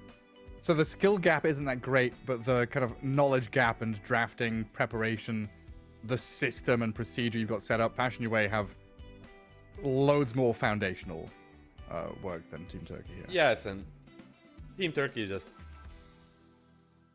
as kind of a stack, not the team for a long time, is just very inconsistent, you know, which is natural and the experience we'll have with it. Yeah, I mean, sometimes you can use that chaos to your advantage, right? Against some of these teams, you thrive in the chaos, keep running at people with these surprise picks. Like that Tusk last pick, you know, it didn't look spectacular, but it could have been one of those things that surprised Passion UA. You know, got a Blink Dagger, got a couple of kills, snowballed out of the mid lane, but yeah, Passion UA were just like, we're gonna meet you every team fight. Gyrocopter's here, level 6, ready to fight you. You know, what, minute 7, minute 8, whatever. Every active rune was fought over as well. Yeah, Crystallize had a, you know, even though in lane, Cracker and Phoenix had a first blood, but Crystal had a pretty free lane, then made this amazing rotation, and eventually died to the Bruce Split, but it wasn't in trade for another hero, whatnot. Like they played a pretty good game in between him and Niche, and now the situation will be the same in draft order. First pick will be again for Passion UA that he picked.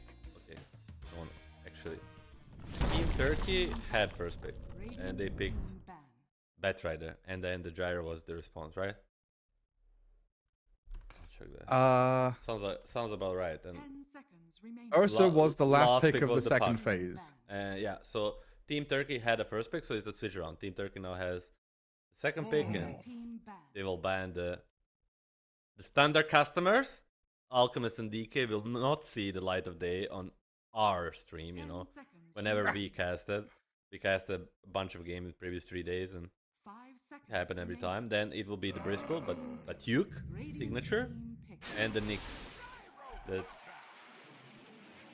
gave them a lot of trouble last game, but that will mean Crystallized Gyrocopter is going through.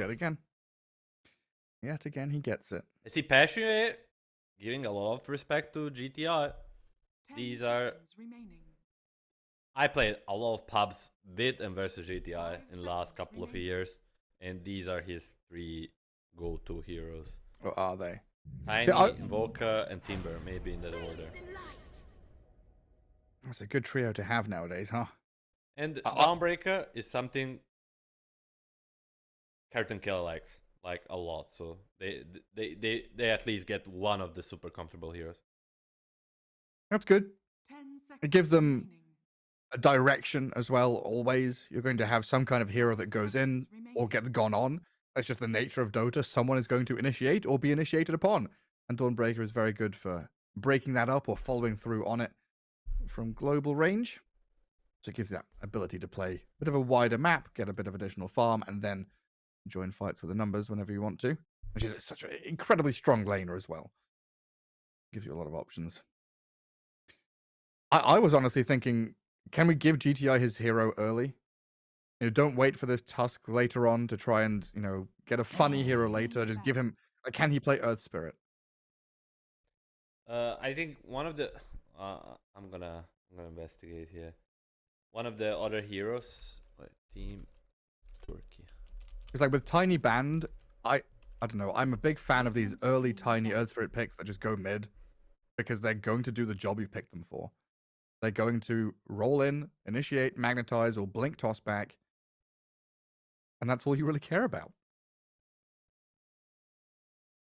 His behind 10 Invoker and seconds Tiny, remaining. his most played hero is the Ember Spirit, Okay. 5 and then the seconds Pangolier. remaining. So if they wanna get one of his heroes early, I would assume one of these two will come out. But then you leave yourself exposed to this Pick. Monkey. Monkey, Huskars, whatnot. Yeah. So he has some heroes in the pool. You know, he has last pick Pack, last pick Keeper of the Light. You know, maybe Primal Beast is something he plays a lot. Maybe let him have the last pick, 10 so seconds he remaining. doesn't get counter. Dire Like team even though if he picks the task, so he doesn't get a puck on his face. You know, maybe go for this route. But you see, Team Turkey will take the Clockwork, one of the Stoic favorite heroes, and now support duo for Passionate, or maybe 10 even seconds remaining. a core hero like Enigma or Beast. 5 Consider seconds no remaining. Gyro, no Yeah. Alchemist, I was thinking Beast Ogre. Lycan. You know, all these heroes really love to play versus the Clockwork. Just give me that Ogre Magi to lane with a Gyro with Bloodlust. Ogre Magnus. Beastmaster offline. Ogre Magnus is nice as well. I think just such a good spot to be in as Passion UA to have all these heroes open to you. I do like the Clockwork with the Dawnbreaker though. Gives you that initiation tool that Dawn loves to have that Solar Guardian come on top. Get on top of Gyro is always the name of the game. Try and chain disable him, dump damage on him because he's going to be the big carry in the game no matter what happens. What else did they do before with this Dire team Gyro pick. first? Oh look, it's Ogre Magi. That was an easy one. I'll give you that. We agreed on that. That was congratulations, Garrett. But let's And predict now the you other one. You said Enigma, I said Beastmaster. You mentioned Lycan. You know, one of these summons heroes could be 10 fun. seconds remaining. But we could also just see like, I don't know, a Dark Willow or something, right? There's a lot of seconds Dark remaining. Willow in their games. Hoodwink, Willow. Radiant team pick. Oh, right, yeah, Batrider. Oh, he's a hero in the game. They're gonna take a bat for their side in this game, and bat. I feel like it's a very nice matchup, 1-1 in a lane versus Clockwork. Clockwork has to go in, and Batrider just 10 constantly stacks seconds you remaining. and can expose you if you overextend, 5 which is seconds not remaining. uncommon for the Clockwork. And Bat is a hero who loves stacking as well, right? You're playing the Dire side, you can stack camps, build things up for the Gyro. And even farm them later if you need to. So what do we have here? We've got double pick for Team Turkey, and then the last pick of the round for Passion UA. So you've got to show a support and another core. You've got to show one of your lanes, basically, here. You know it's Ogre Gyro. So you're going to give Dawnbreaker her pairing, and then think about picking your mid laner now? Yeah, probably go for some standard hoodwink stuff, you know, and then you choose between this mid. Oh, it's a Phoenix, so maybe a pause for Clock, or still maybe a just pause for Phoenix. I think Jeezy has that in his hero pool. And do you go for a mid or carry? You know, as I said, these mid heroes are cool to pick, but you know, just seeing Monkey King in the pool, like some of these Punishers, you know, it's real scary to open like this. Who was playing carry Dawnbreaker? Were you talking about this 4-2-3. earlier today? Oh, it's 4-2-3, okay. But this is Team Turkey. Retsu doesn't play Dawnbreaker, and Captain Caleb really loves it. So maybe just like a draw ranger, you know, pairing with a Clockwork. Or it's gonna be that Pango that we first mentioned. Yeah, we tried to find the GTI hero. Looks like you found it. Now Passion UA.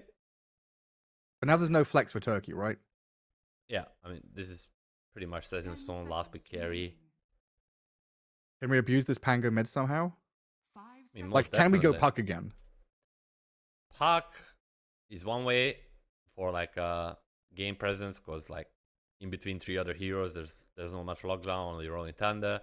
Or you can go for Monkey, you can go for TA, you can also go for something like Ember, who's decent in the lane versus Pango and also abusing the lockdown. I mean, Team Turkey, once again, running into this issue where, you know, yes, there's a hook shot, but what's the follow-up? You know, Dawnbreaker ulti, that's like 2 ultimates expended for like maybe a support kill or anything you want to do, you know? So it kind of feels like, you know, we started seeing the Shadow Shaman get picked up more and more, and it's like, why they? Oh, it's Kaori. Oh, it's this guy, their signature hero. Then Lelis picks it.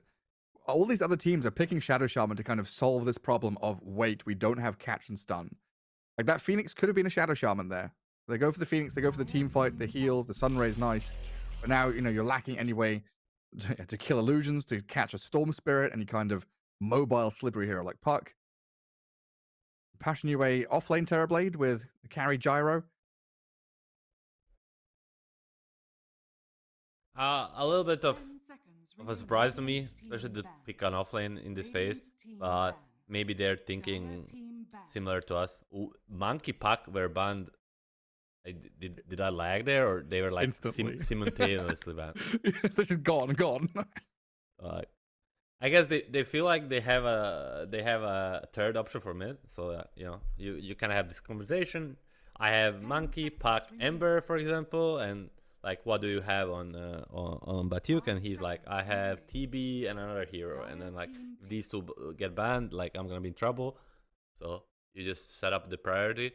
And now with the last pick, I mean, Ember, Storm, Earth Spirit, it's just very similar heroes. Like, They will go in.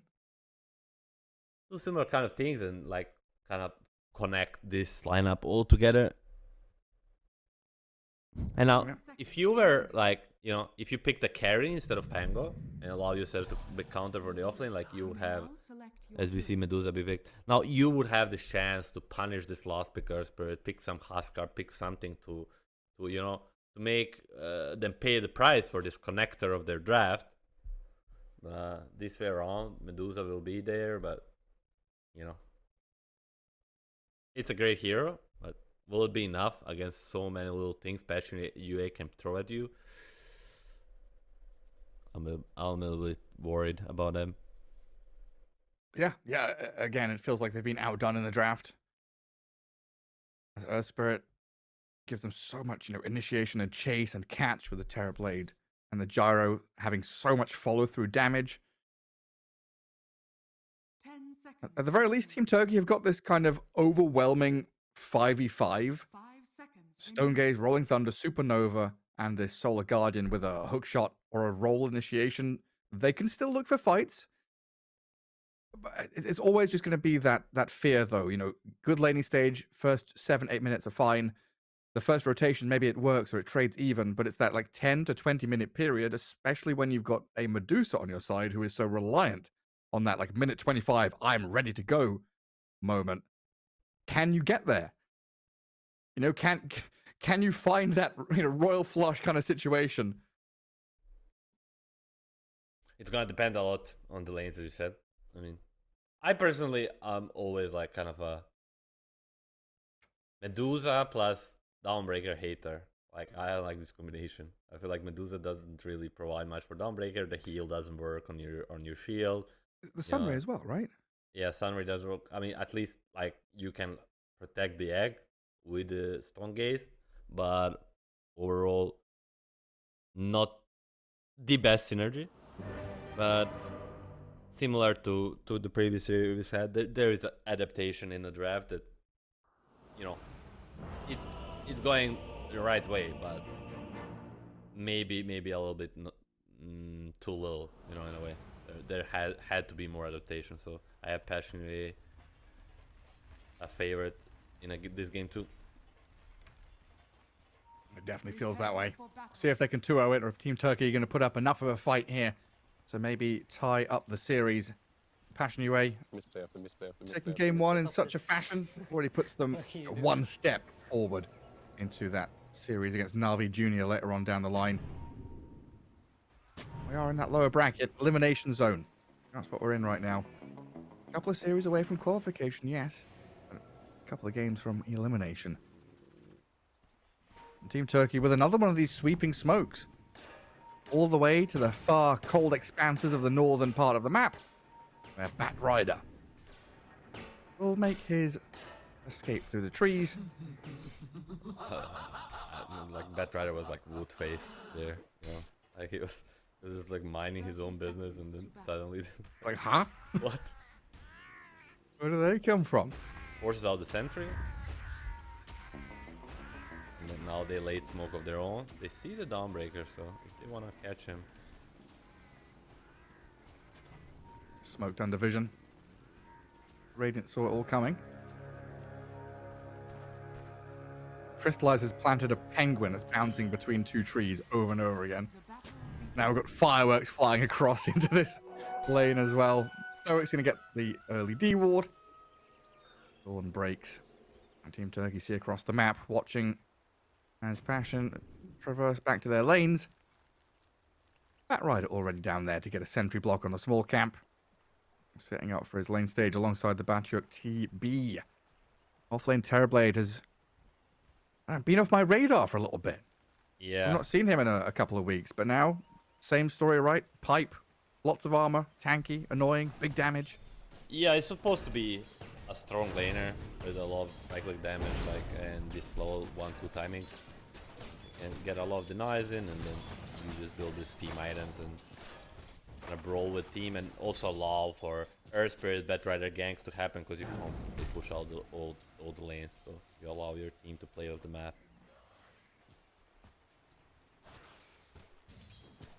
Now, Terrorblade has been kind of a counter to Medusa from carry to carry position, right? With the Skadi.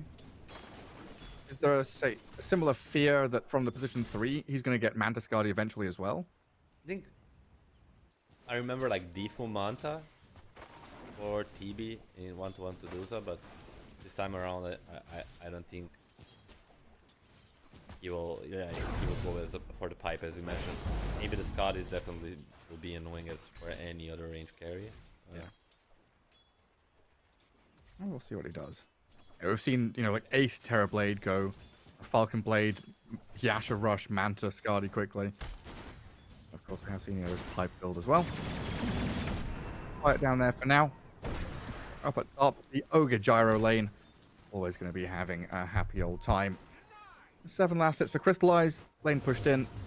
Ogre's going to have to come back and start pulling some camps. TB pops the Metamorphosis bottom. Pressures back Stoic's Clockwork. Jeezy up at top getting hammered away at by this Ogre. Cracker is still level 1 though, so doesn't have a single point in anything, but he's giving vision for this flat cannon to land and gets first blood with just a hit of the mace. Clubbing people. We have witnessed history. Garrett, level 1 Ogre getting first blood. No spells. That flame break pushes Stoic onto the TB. Oh my god.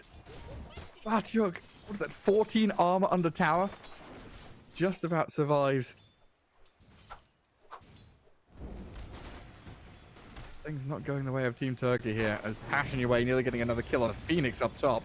Now we've got some skill points on Ogre, but Cracker is going to step too far here. Throw the Ignite onto Jeezy. Is that going to kill him? It looks close. Oh, just about. Last couple of ticks. I'm going to bring him down. Radiant are Oh, a little bit of overextension, but still is a kill. A pretty aesthetically pleasing last hit board there. We had like 18-3, 18-3. Everyone's now at 16. Tango's got up at the top. Nobody really struggling massively.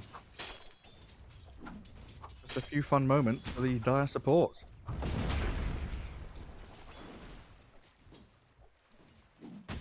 Pretty 50-50 matchup on the mid. We saw this previously. Twin play versus niche, and we saw copy versus 9. I think both went pretty even. Besides, of course, the Queen Pango probably was a little bit ahead, but that's a little bit of an outliner in Queen Pango. Just way too good. Just a little bit. You know, if you look at the matchups of these heroes, you don't really make your assumptions around how Queen's play. No. And with Nisha as well, it feels like. Ango, who spent his spells inside the cogs, is going to fight here with Stoic in towards Niche, but there's also an Ogre who's battling back. Killed the Pango, and Stoic's Blockbow is going to drop here as well, as the Earth Spirit unlocked by his 2 support teammates who swing into this mid lane to make a 3v2 happen. Team Turkey just missing a hero. Like Cracker is just on the roll. You know, it's a 4-minute water rule, and he's on the opposite side of it. You know, sometimes you see supports come in and check the water rooms close to their lane, but we don't often see it. And then cross the river. You know, Cracker is just on point there. Look, I'm running mid, I'm running mid, I'm running top, I'm running top. I'm gonna save you, Gyro. Turn and fight, turn and fight. I've got Ignite.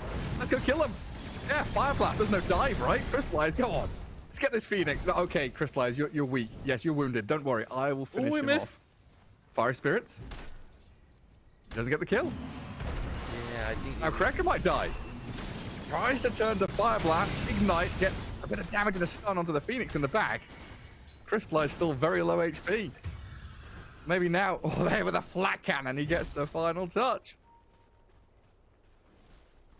Cracker, you're right. Cracker is just wilding in this game. He got the kill on the Phoenix. He's the one who's claimed his life. I think he's playing without breaks. You know, it's your fork. It's your knight 5-man party queue Spirit Breaker opponent. You know,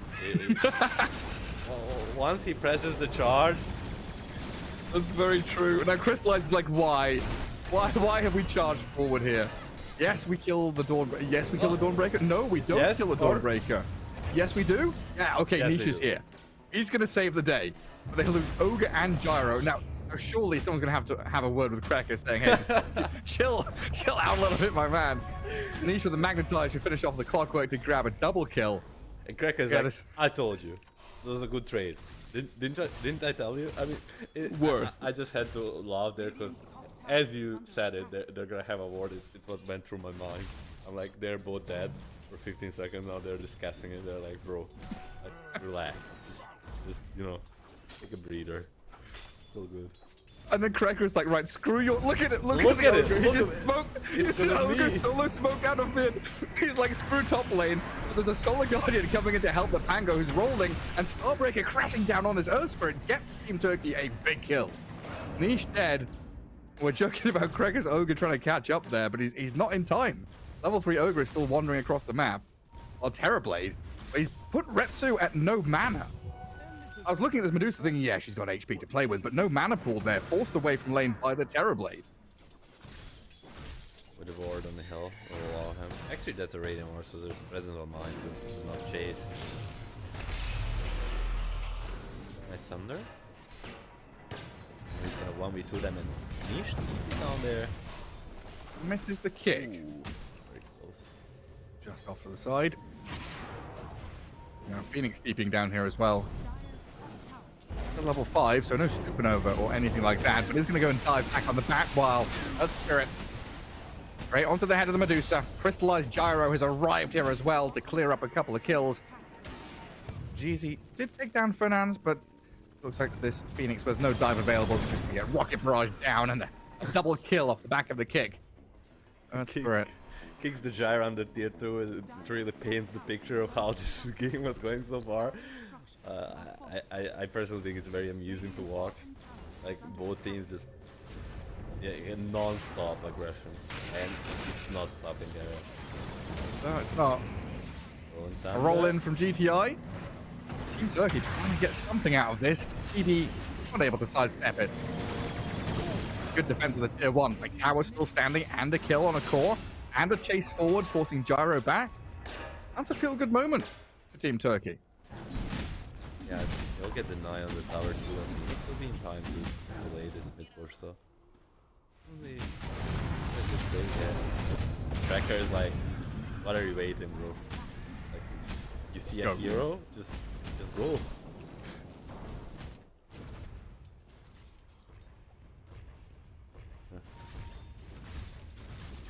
Bloodlust on Earth Spirit's no joke.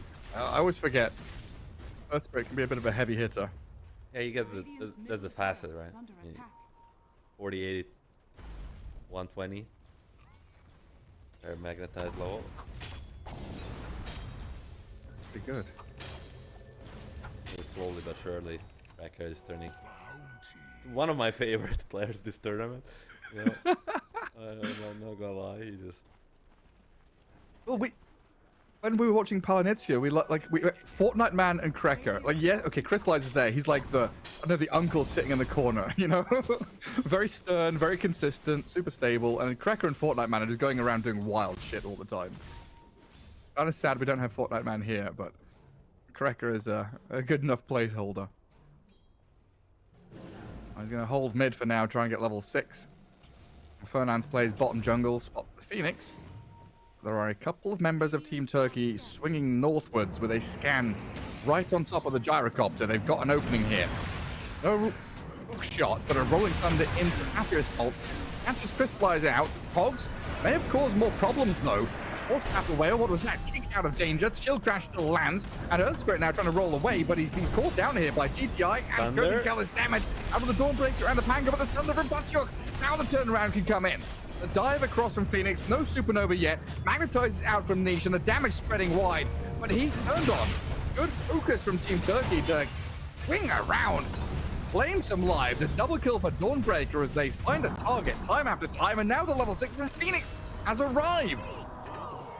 Cracker dead right under the egg. And what does it end up being? A 3-for-1? Yeah, even with this almost a perfect thunder. 4-for-1. Gyro died at the start of it. Yeah, I thought Cracker is gonna, 1v5 them, but Phoenix does hit the level 6 and it's a stop to it. Team Turkey getting ahead of this one. I wouldn't be surprised in the next 2 minutes we see Passion get a team wipe at the pace of this game. I don't know, 30 seconds maybe. They're going to run straight into them.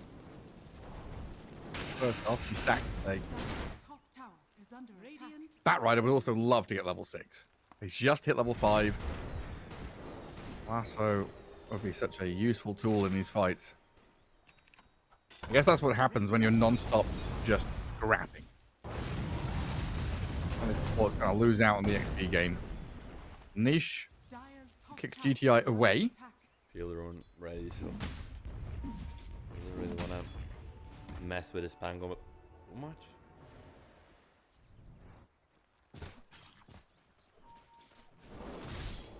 Smoke back to mid from the 2 Radiant supports. We discussed about Medusa versus Turbo, and Turbo will actually go into Shard. Rune.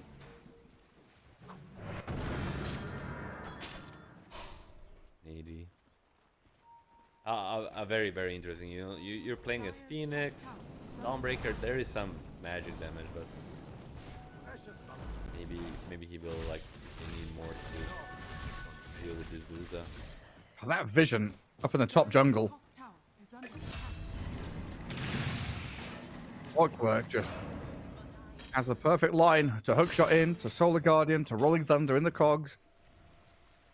It takes them a couple of ultis, 3 ultis to kill an Earth Spirit, but that's going to now transfer their movement into tier 1 mid. Thrown away the rest of Ashen as Cracker shows his face there. They have to back up. The rest of the team are waddling over, trying to migrate back through the river. Cracker running away. That's something you see every day.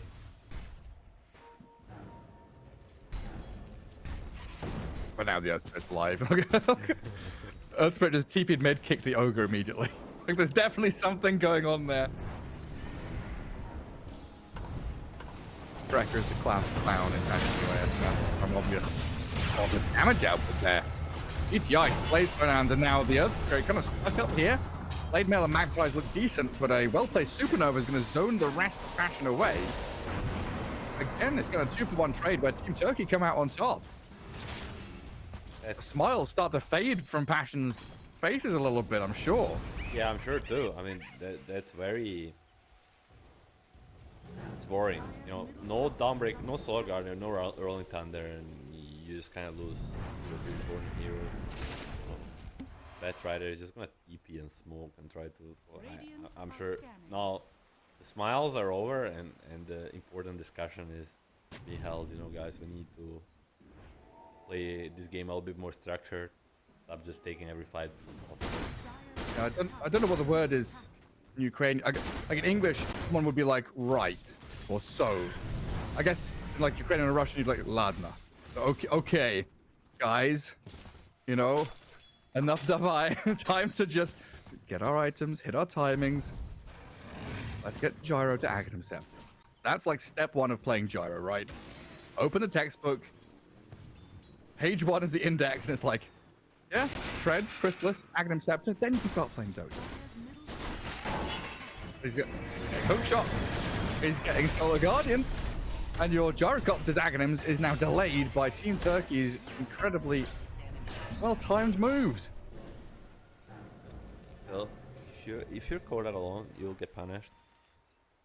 No Solar Guardian. Earth Spirit has everything ready. Can they make a move of their own? Nighttime.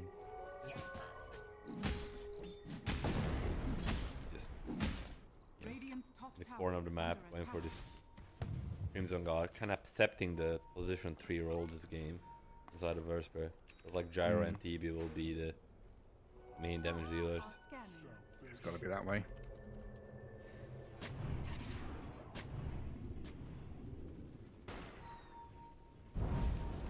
Clockwork.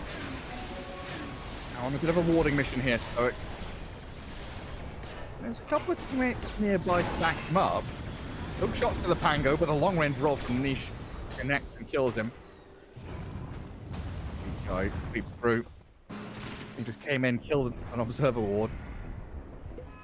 His own one got dewarded.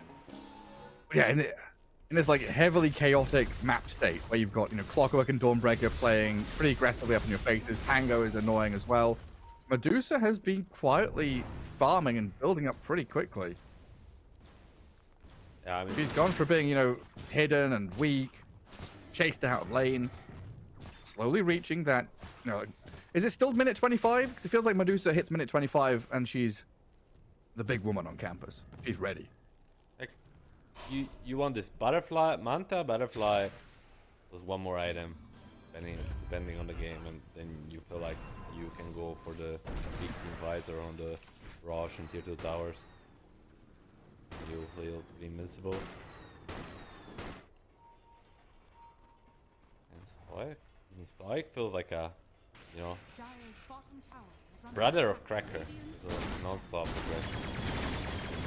And hit with it as well again.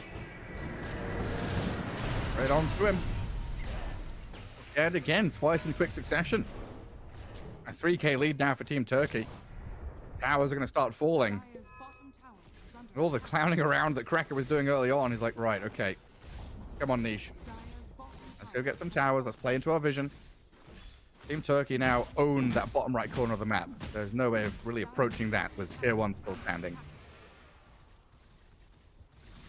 Set up on that top objective. Radiant's top tower is under attack. TP from the Phoenix. Spotted immediately. Roll into silence. Self-fueled buys a bit of time. The supernova to arrive. That's finished off quickly though. Okay. Radiant's top Sometimes you just have to accept your death. And there's a little synergy between Phoenix and Dawnbreaker. Is like whenever you use Egg during the night, the dawn kind of breaks. So you see the whole map.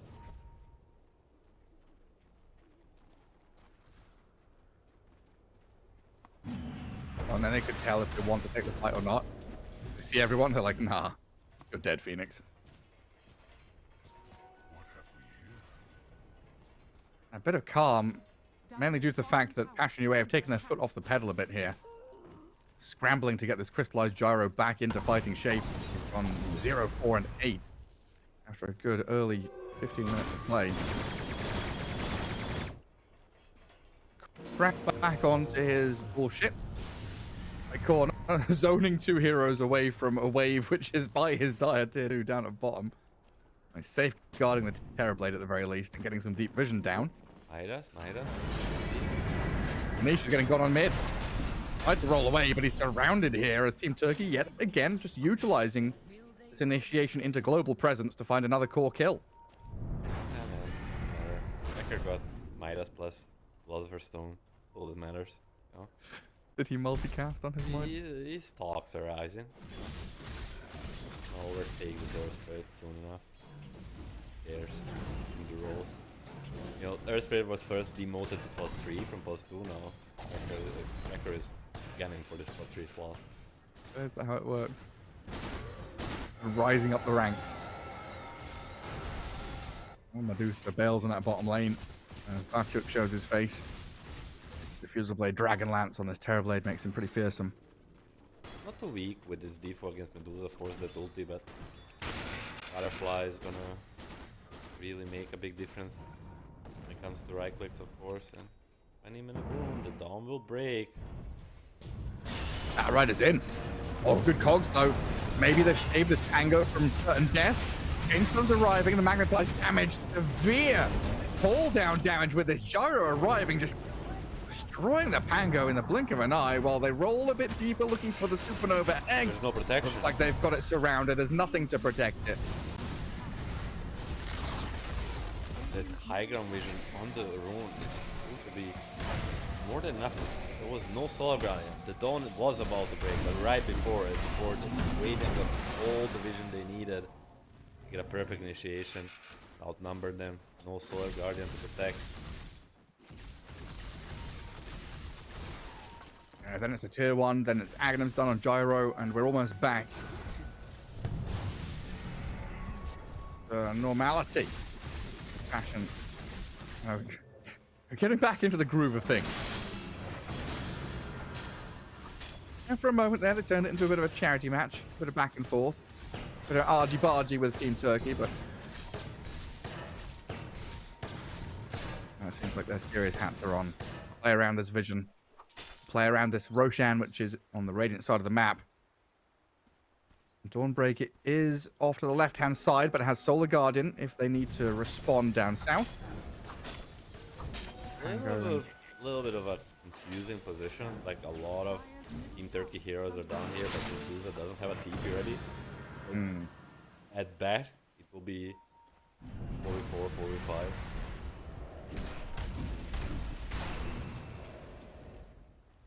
And Passion is making a go for Medusa.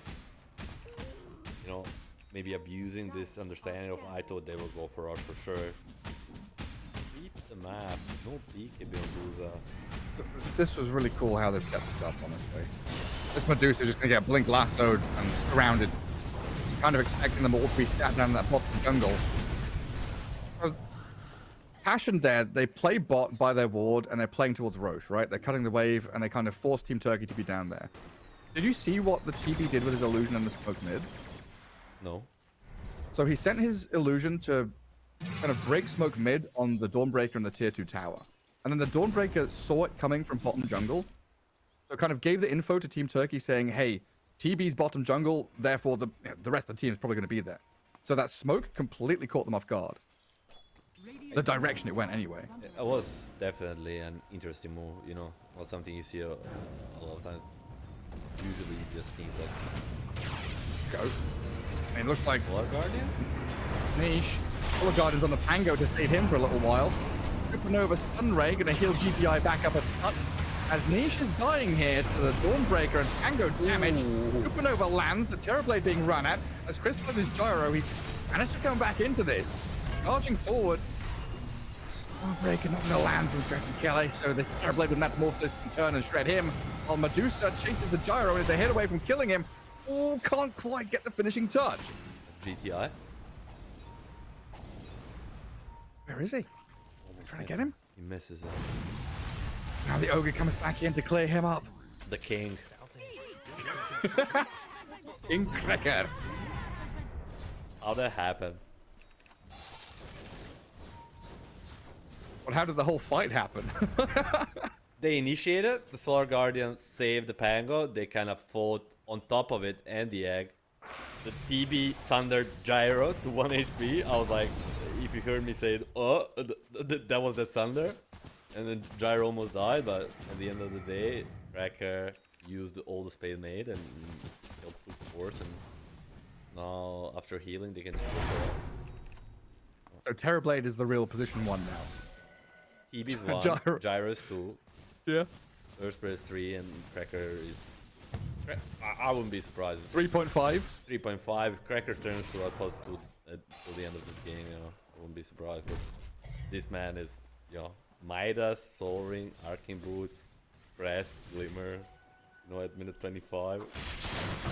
That's not a +5. That's not a +5, my man. 10k net worth. I mean, he's about to hit Pango level.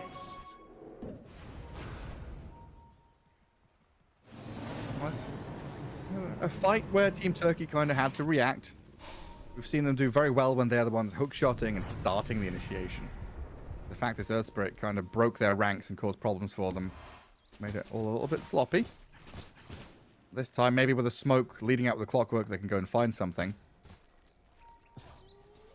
They've got that Radiant Vision up atop that's seen the Earth Spirit and the Bat.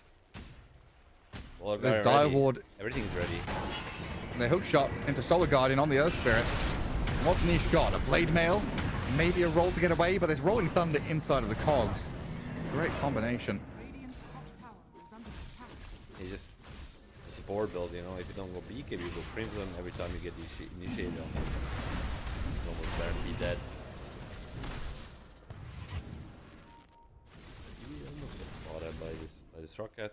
Go for the BKB, but let's go. Can they open up the rush? They'll most definitely try. And like when you combine all the stuff, the minus army from Tango and all 3 for getting, it's a decently fast rush. Ashing will try to contest. 10 seconds to this Earth Spirit TP. Ooh, this is scary. Scary, scary. Fernandez is there. He sees the clock first. Roshan close to death, but this Gyrocopter could come in and cause some serious issues with Roche dying. Aegis on the floor, Retsu picks it up. Crystallize now in trouble, tries to get himself away as Magnetized from the Earth Spirit goes in at the same time. Now the Gyro has to turn and fight alongside his TB. Kills the Aegis off, so first life down. Medusa's going to respawn and see the rest of her team has died. A Clockwork maybe can create a bit of space here on top of Crystallize, but the Medusa's damage just isn't anywhere near enough. Niche, the genius, you know. You tank the death, not by BKB, and then afterwards, after the respawn with this Crimson Guard, just nullifying all the Medusa's damage, the Aegis or not. He just kind of rocked this fight. I was very surprised when he jumped in. I thought Phoenix with the egg, Medusa with the Stone Gaze, they're kind of kings of rush fight, but just Passion 8 kind of just meddled all of it. Definitely merge out victorious.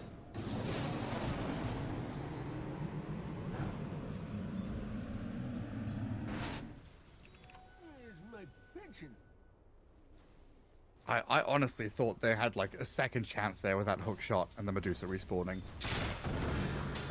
I don't know, I thought this Medusa would do a little more damage, but you get stunned a couple of times. Yeah, that's what we discussed, you know. You're like 25 minutes in, you want your Medusa to have like 20 plus K network, you know, wanting Butterfly, Manta plus one more item. The game was kind of... He got ganked with this wild smoke and game was kind of slowed down, so he actually never got to the next item. Liking a lot of damage.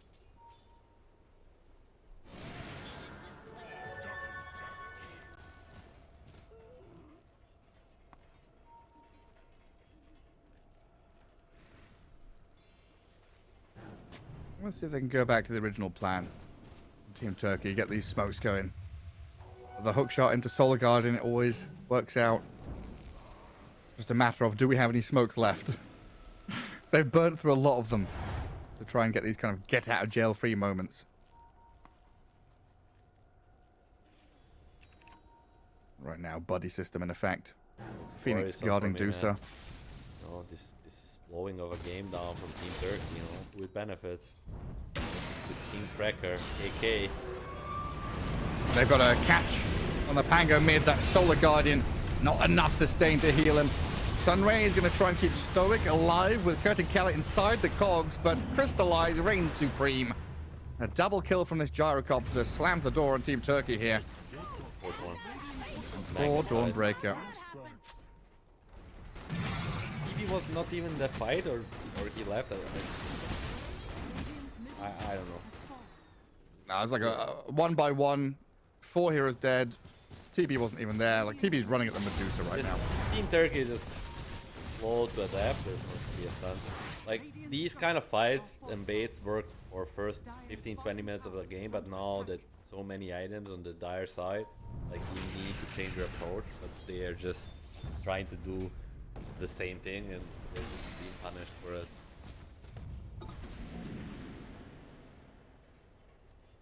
Cracker has overtaken Pango by far, and now Ayrton Kayla is next on the menu.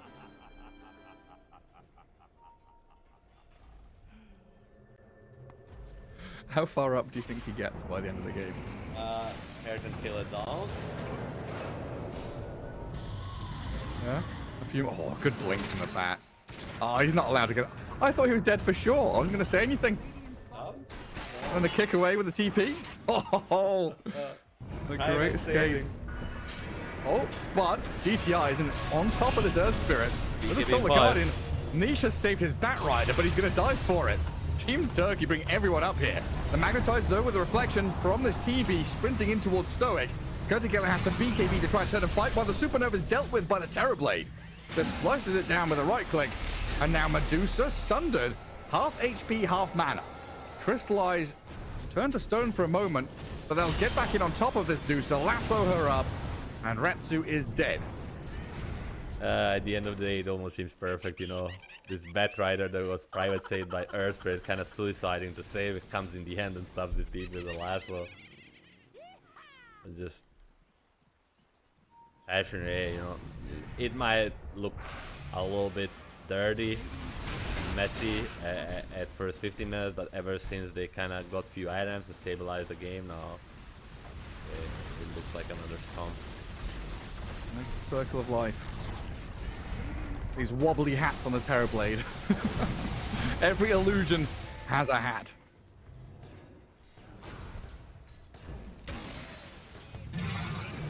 High ground we go. Terrorblade just plants himself up there. He's got Metamorphosis ready if they want to fight. Earth Spirit just respawned as well, so quickly out across the map to the outpost. And Passion can now hold 2 waves while farming Gyro. Crystallize is like, guys, can I just have like a moment to myself? Let me finish my Daedalus. No hurry. No hurry, Gary. Daedalus. Into Satanic. More importantly, next rush. There's a line being drawn. It's like after another midway, they may smoke from the Team Turkey side. Try. As we said, you know, the Team Turkey also plays at like 1 speed. And that's like going into an enemy, so just cause they lost a few fights in a row doesn't mean they're gonna stop running at enemy.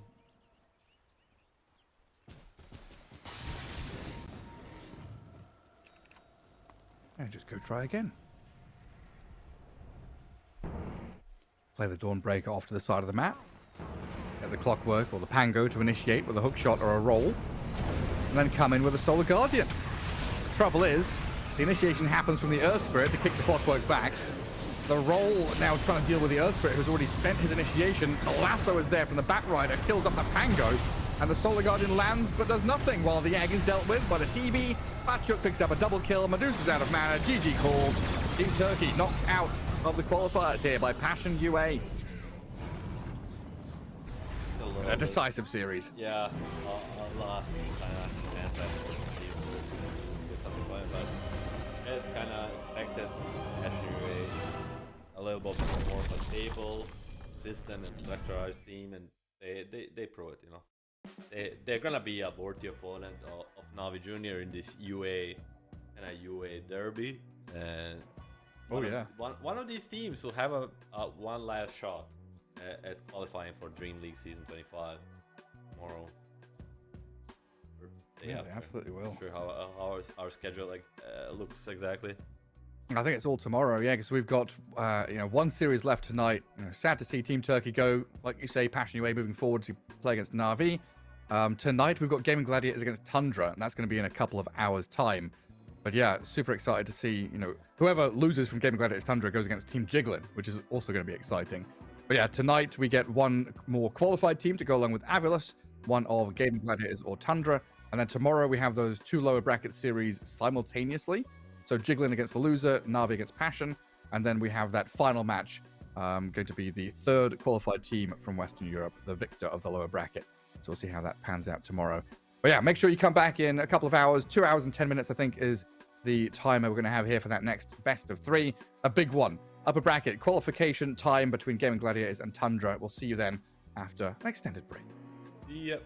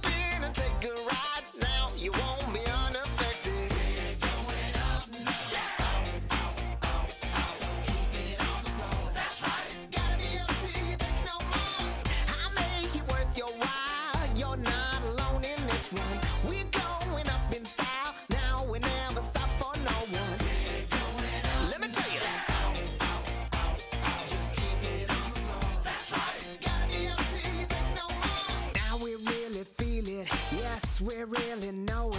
I got to really hold it. Whoa. We're gonna get. Who am I? This dude can't fly. Who am I? And who cares why? Keep it going up now. And do what you do. Keeping it up, wanna do some more. We're going up now. Just keep it on the floor. Gotta be up till you take no more. It's your satisfaction. Everybody just wants you there. Give them some attraction. Come on up and just pay the fare. We're gonna get down. We're gonna get down. Get your satisfaction. Everybody just wants you there. Give them some attraction. Come on up and just pay the fare. Get your satisfaction. Everybody just wants you there. Give them some attraction. Come on up and just pay the fare. We're gonna get down. We're gonna get down. We're moving up now. So keep it on the floor.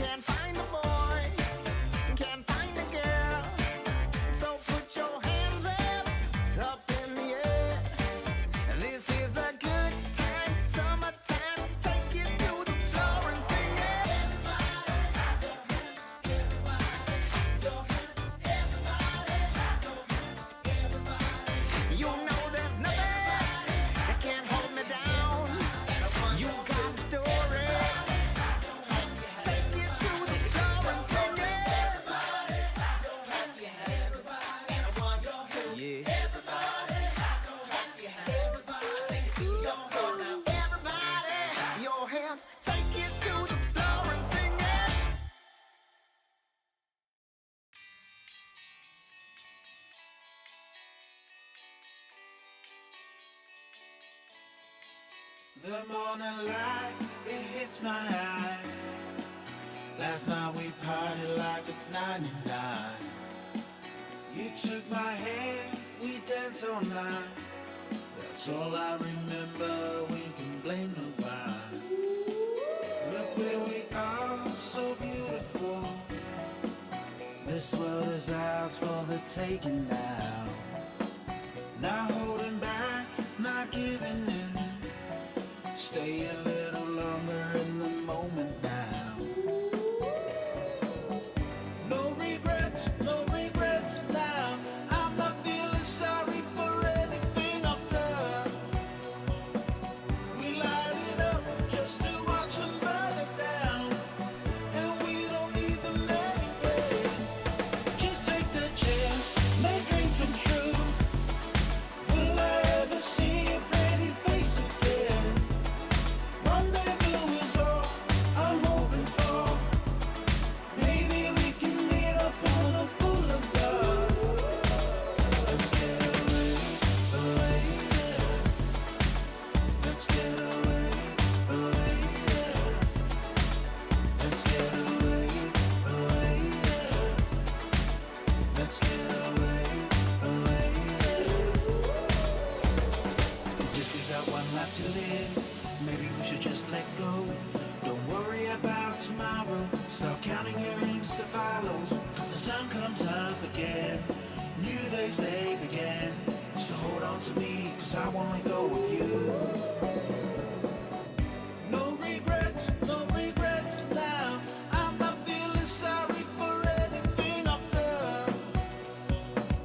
We light it up just to watch them burn it down. And we don't need them anyway. Just take the chance, make dreams come true. Will I ever see your pretty face again? Rendezvous is all I'm hoping for. Maybe we can meet up on a boulevard. Let's get away, away, yeah. Let's get away, away, yeah. Let's get away, away, yeah. Let's get away, away, yeah. Let's show the world what we're made of.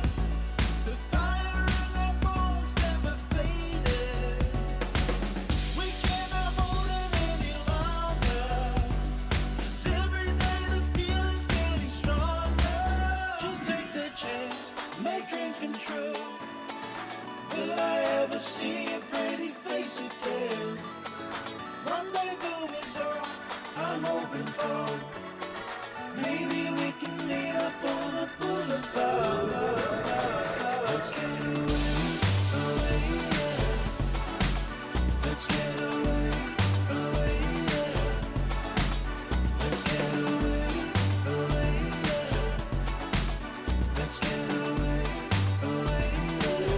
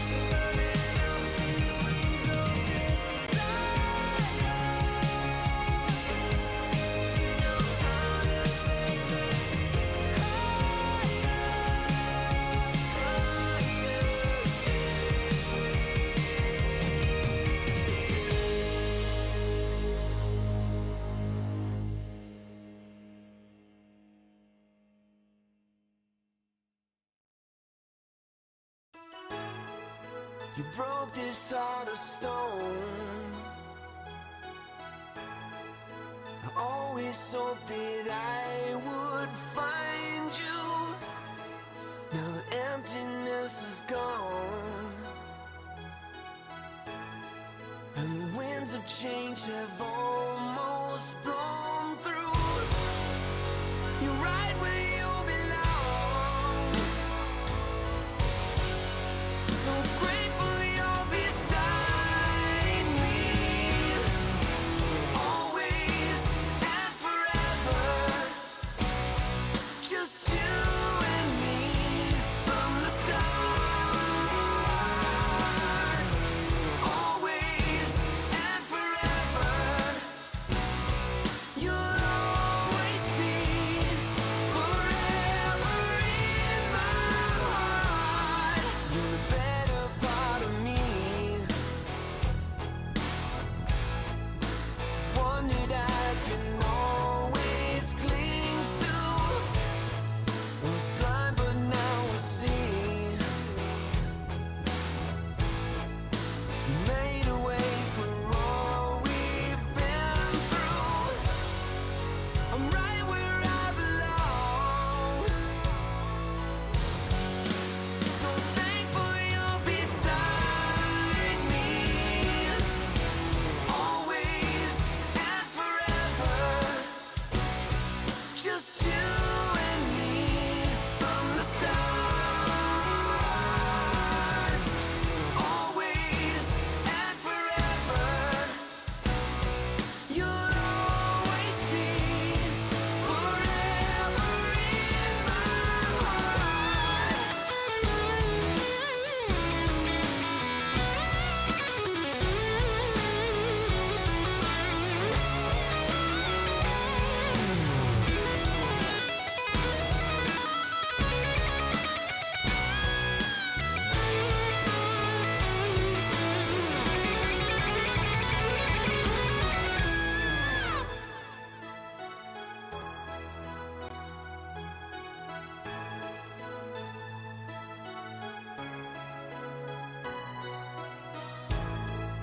You broke this heart of stone. I always knew that I would find you. You're right where you belong. So grateful you're beside me, always and forever. Just you and me from the stars, always and forever.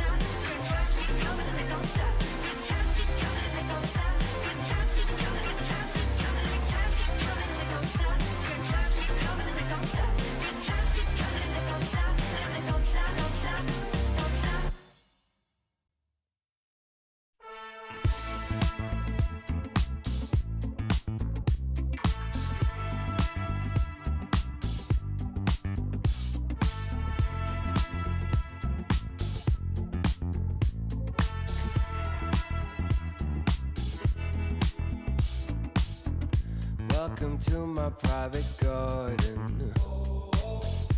It's my own menagerie.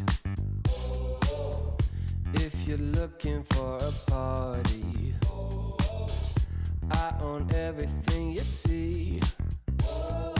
Heavy is the head that wears the crown. They said it's my time, and I'm gonna run this scene.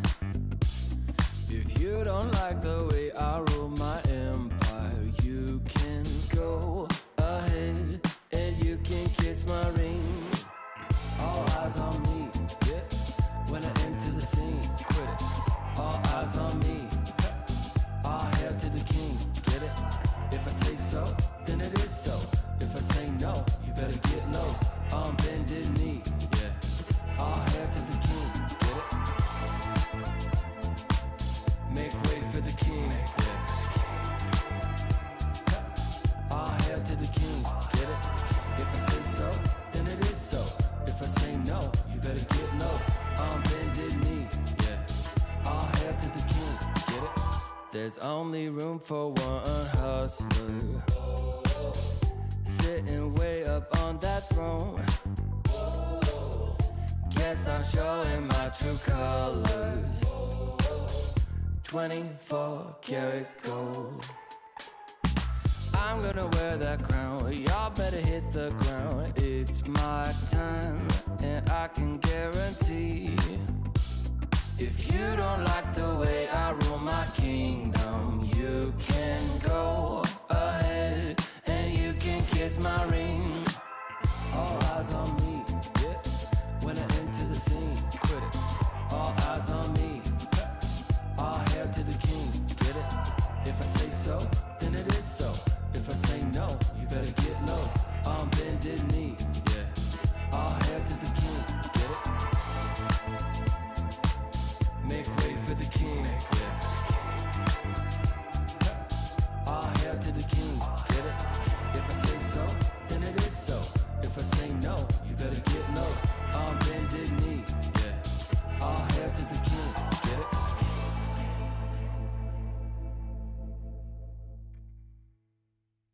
Oh, I'm feeling good. I'm feeling, oh, I'm feeling good. Oh, wake up with no alarm. Brand new kind of charm. And fresh hot coffee in a big old mug. Can't wait to get my face in the morning sun, yeah. Make a list, check it off. Doing only what I want. There's nothing better than making waves. I'm front and center in my own parade. On parade, on parade, on parade. Oh, I'm feeling good. I'm feeling, oh, I'm feeling good. Solid gold, I'm shining into full. So come and take a look. I'm feeling good. I'm feeling.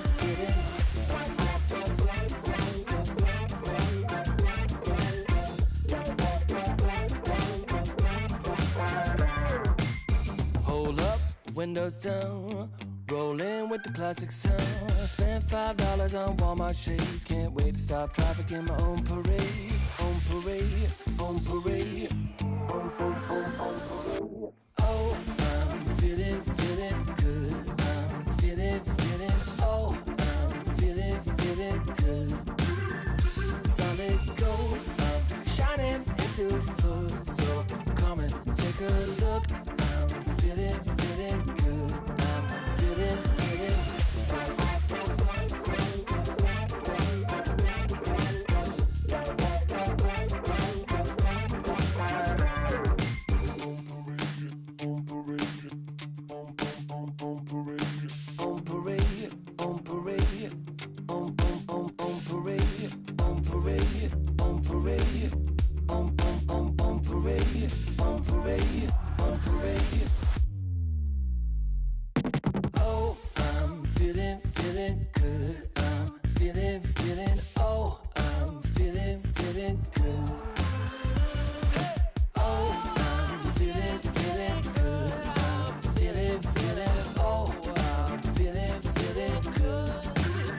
Solid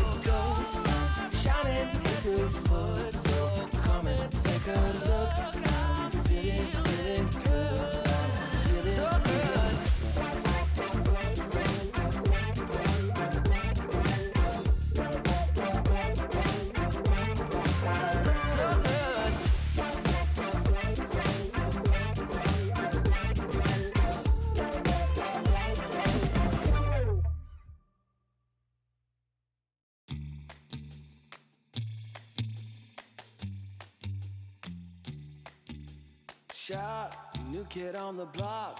Currents running strong like a solar wave. I feel electric. Locked, plugged into the socket. Watch me burning hot, yeah, I radiate. I feel electric. Coursing through my veins like a power surge.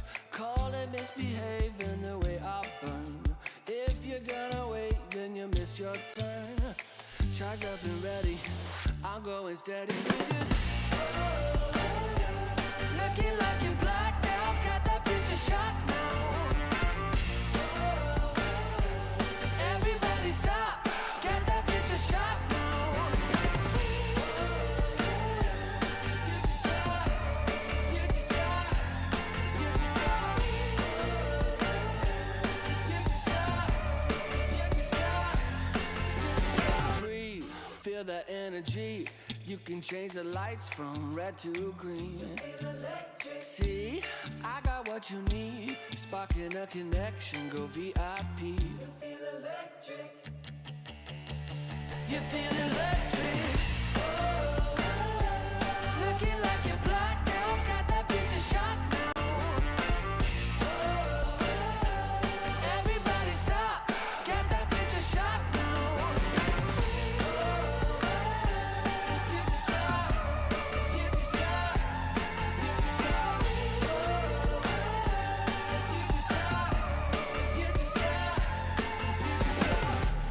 Future shock, the future shock. Once we started, there's no way to stop us. Like a rocket, not for static hearted. Once you got it, you'll go supersonic. You know you want it, you know you want it, you know you want it, you know you want it. Looking like you're blacked out, got that future shot now.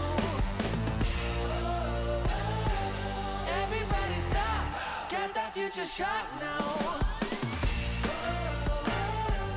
Looking like you're blacked out, got that future shot now. Everybody stop, got that future shot now. Future shot, future shot, you know you want it. Future shot, future shot, you know you want it. Everybody stop, got that future shot now.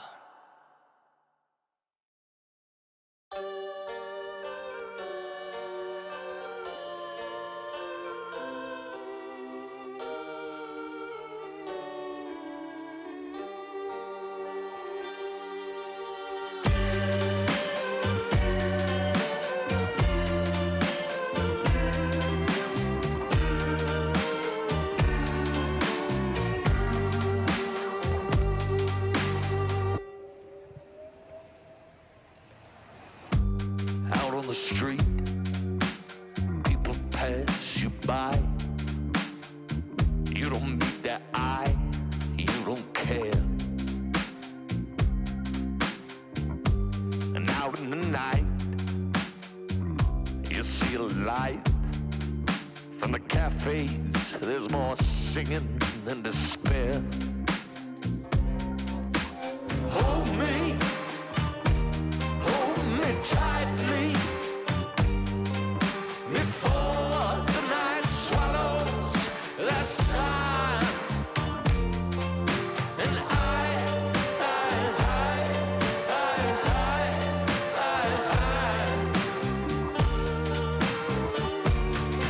I'm done.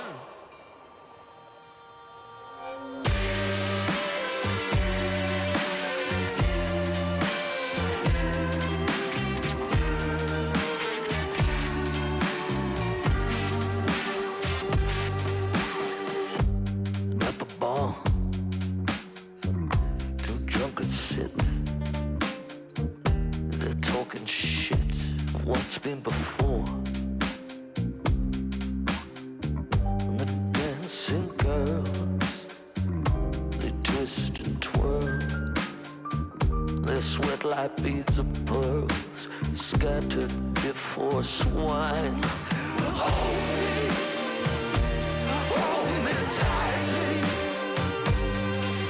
before the night swallows.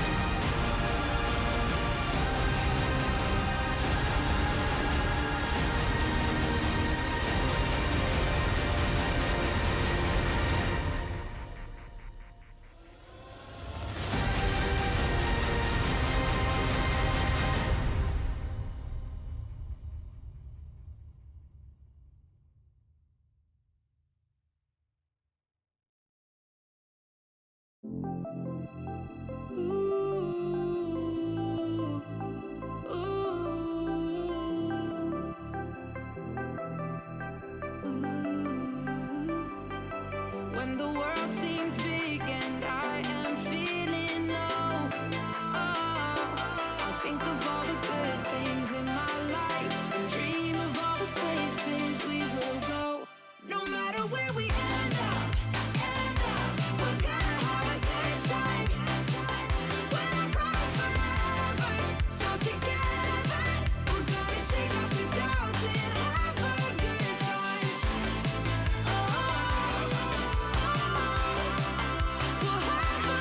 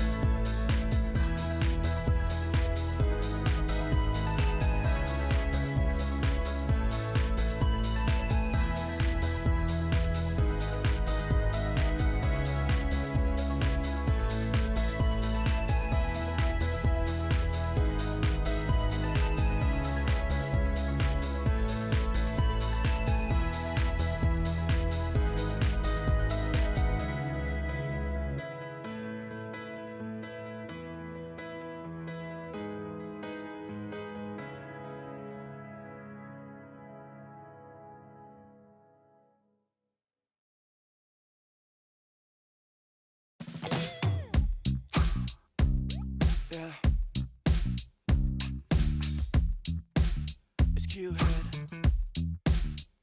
It's been love since we met. Right from the bar to the bed, all night long, roller coaster. A 5-figure scar on my shoulder. You smile, I'm high. I put my heart on the line. I'm addicted to you, I can't lie. It's whenever you kiss me goodbye. I'm high in your love, high in your love, high in your love, high. It's never enough, never enough, never enough. I'm so high in your love, high in your love, high in your love. I'm so high, I can't stop thinking of you. When the world is going down, I won't be there, won't be there. I'm in heaven with you, I'm in heaven with you. We'll be up and losing ground into the air, to the air. I'm in heaven with you, I'm in heaven with you.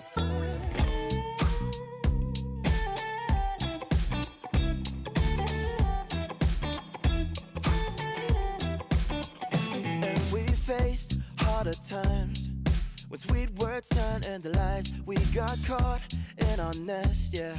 I put our love on a rest. Hit the brake, I turn over. And never ever say that you know her. Got a flame to fuel every night. Keep her safe and hold her tight. High in your love, high in your love, high in your love, high. It's never enough, never enough, never enough. I'm so high in your love, high in your love, high in your love. I'm so high, I can't stop thinking of you. When the world is going down, I won't be there, I won't be there. I'm in heaven with you, I'm in heaven with you. We'll be up and losing ground into the air, to the air. I'm in heaven with you, I'm in heaven with you.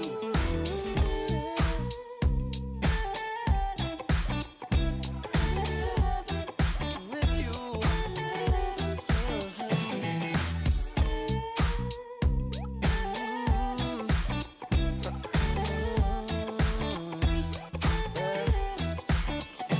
When the world is going down, I won't be there. I'm in heaven with you, I'm in heaven with you. We'll be up and losing ground into the air. I'm in heaven with you, I'm in heaven with you.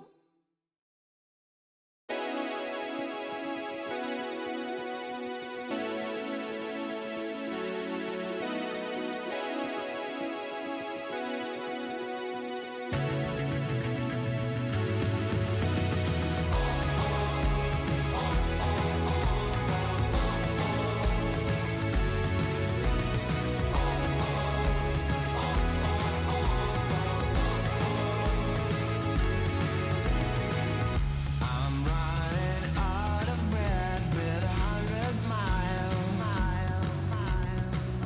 I crawl over shaky ground to escape from life. Gravity is pulling me down again.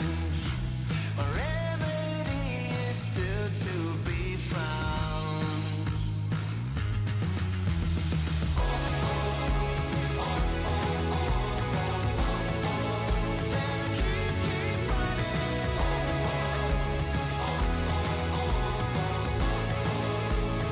Keep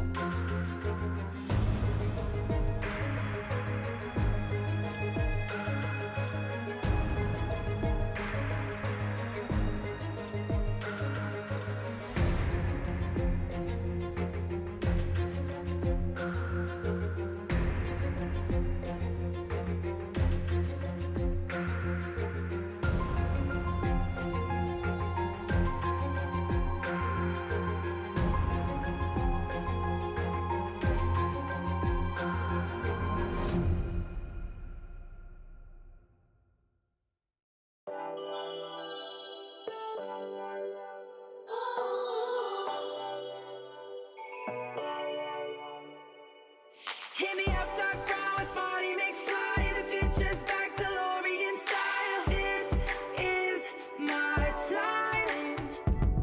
Got my Ray-Bans on, my acid wash jeans, pull pedal to the metal, flashback to the beat. Step into my time machine. On a rooftop in electric Times Square, with the wind in my face and a scrunchie in my hair. Fold out my rolling D50. Gonna bring back the vibe, moonwalk back to 85. Yeah, you know I got my A-team, Hennessy pop loop drum machine. This is my 80s fluorescent pink dream.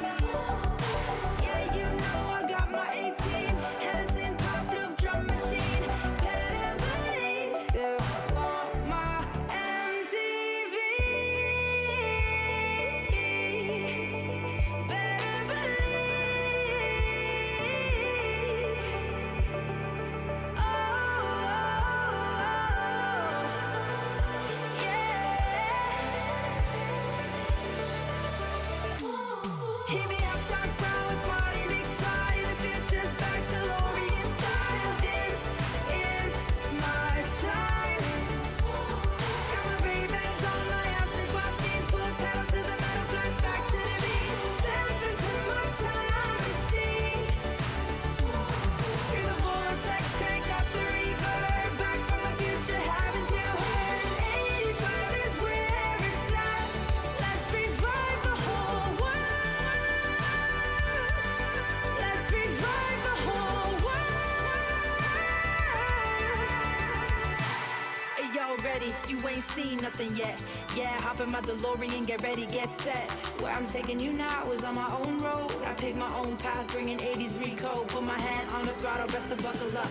Rev up the gigawatts, hang on to your butts. I'm just a 90s kid. I just need a time machine to fly away. Hit me up, dark brown with Marty McFly. The future's back, DeLorean style. This is my time. Got my Ray-Bans on, my acid wash jeans, put metal to the pedal, flashback to the beat. Step into my time machine. Through the vortex, crank up the reverb. Back from the future, haven't you heard? 85 is where it's at.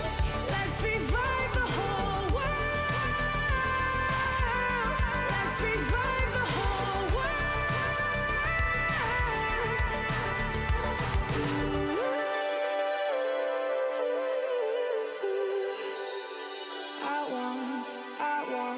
Still want my MTV.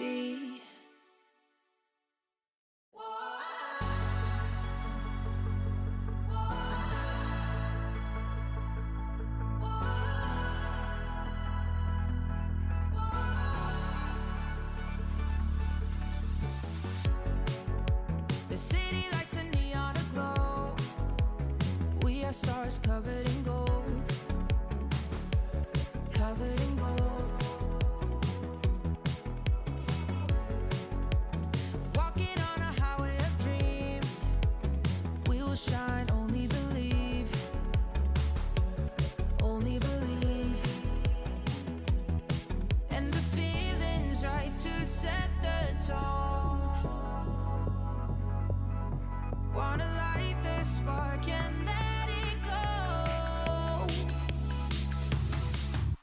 Late after midnight, light it up in the moonlight. Ain't no stopping us now. We just wanna be the fire. We just wanna be the fire. Burning desire. We go higher and higher, and we never come down. We just wanna be the fire. We just wanna be the fire. Taking down liquor and juice. Come alive, nothing to lose.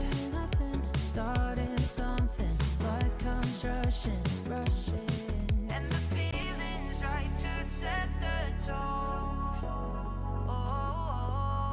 Wanna light the spark and let it go.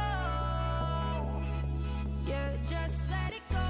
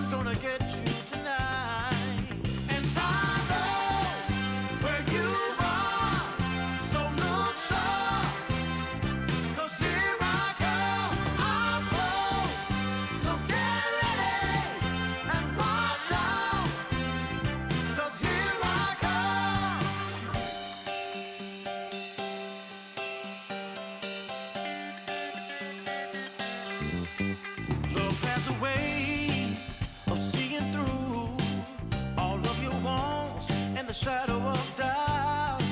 So just get dressed and know for sure I'm on my way to take you out. And I know where you are, so look sharp, 'cause here I come, I'm close. So get ready and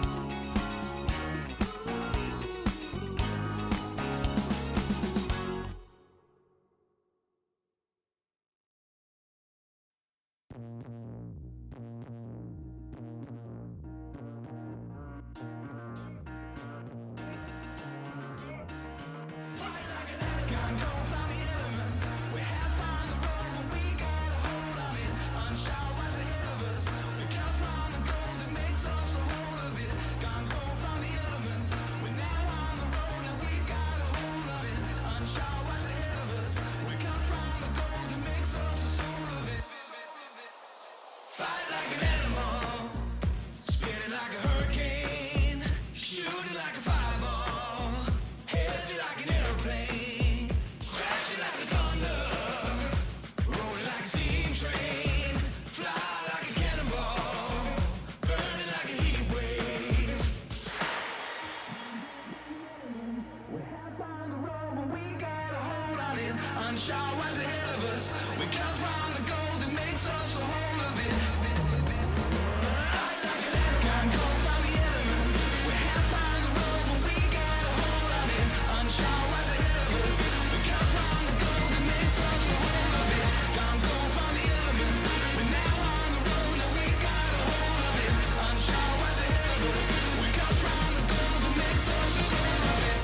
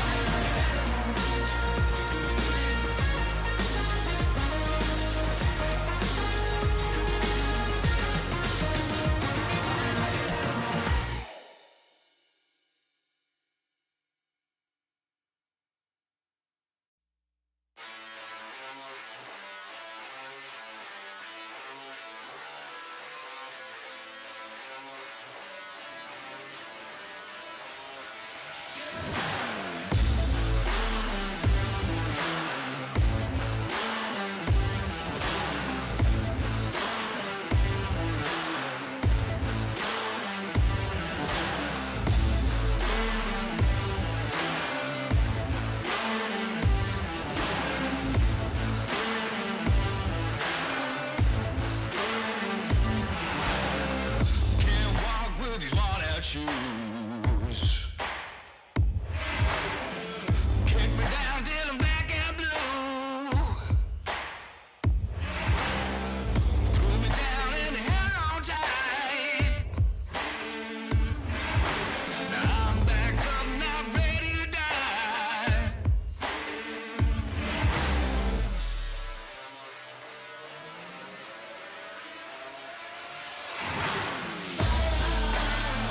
Circle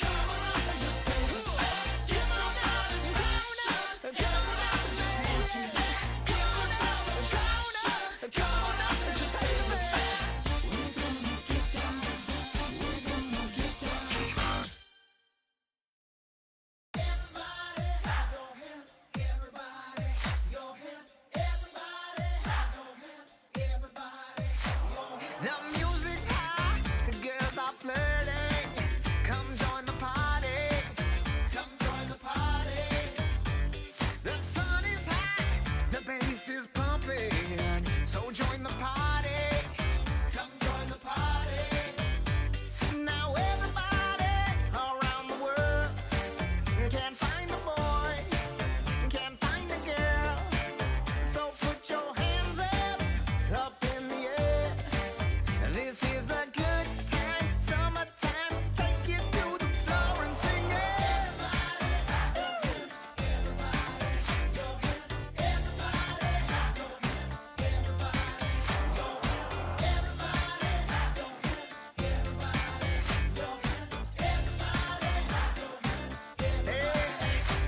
Now when you see me, just come on down and join the party.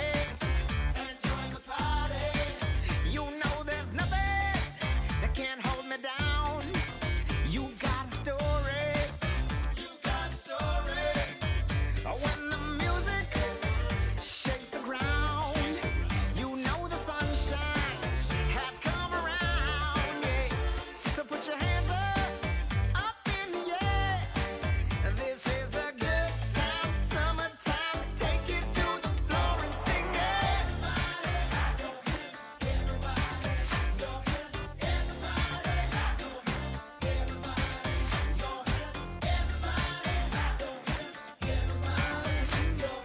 Get on up on the floor, singing 1, 2, 3, 4. Everybody, clap your hands. And 1, 2, everybody, clap your hands. Take it to your floor now. Everybody, clap your hands. And 1, 2, everybody, clap your hands. Take it to your floor. The music's high, the girls are flirting. Come join the party. Come join the party. The sun is hot, the bass is pumping. So join the party. Come join the party. Now everybody around the world can't find a boy, can't find a girl. So put your hands up in the air. This is a good time, summertime. Take it to the floor and sing it.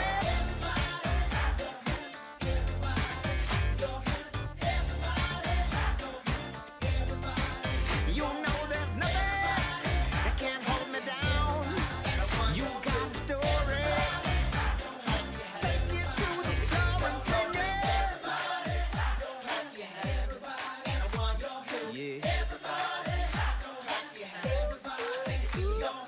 Everybody, your hands, take it to the floor and sing it.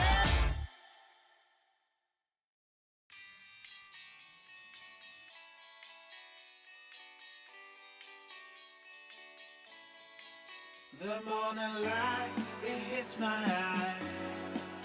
Last night we partied like it's 99. You took my hand, we danced all night. That's all I remember, we can blame nobody. Look where we are, so beautiful. This world is ours for the taking now. Not holding back, not giving in. Stay a little longer in the moment now. No regrets now. I'm not feeling sorry for anything I've done. We light it up just to watch them burn it down. And we don't need them anyway. Just take the chance, make dreams come true. Will I ever see your pretty face again? Rendezvous is all I'm hoping for. Maybe we can meet up on a boulevard. Let's get away, yeah. Let's get away, yeah. Let's get away, yeah. Let's get away, yeah. 'Cause if we got one life to live, maybe we should just let go. Don't worry about tomorrow. Start counting your Insta follows. 'Cause the sun comes up again. New days they begin. So hold on to me, 'cause I won't let go of you. No regrets now. I'm not feeling sorry for anything I've done.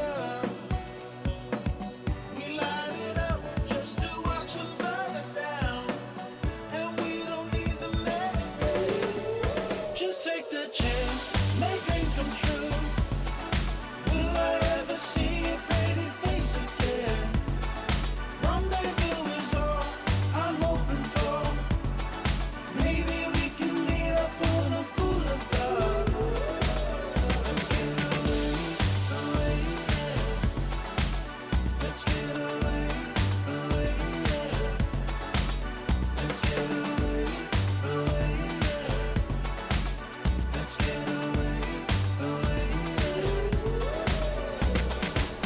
Let's show the world what we're made of. The fire in our bones never faded.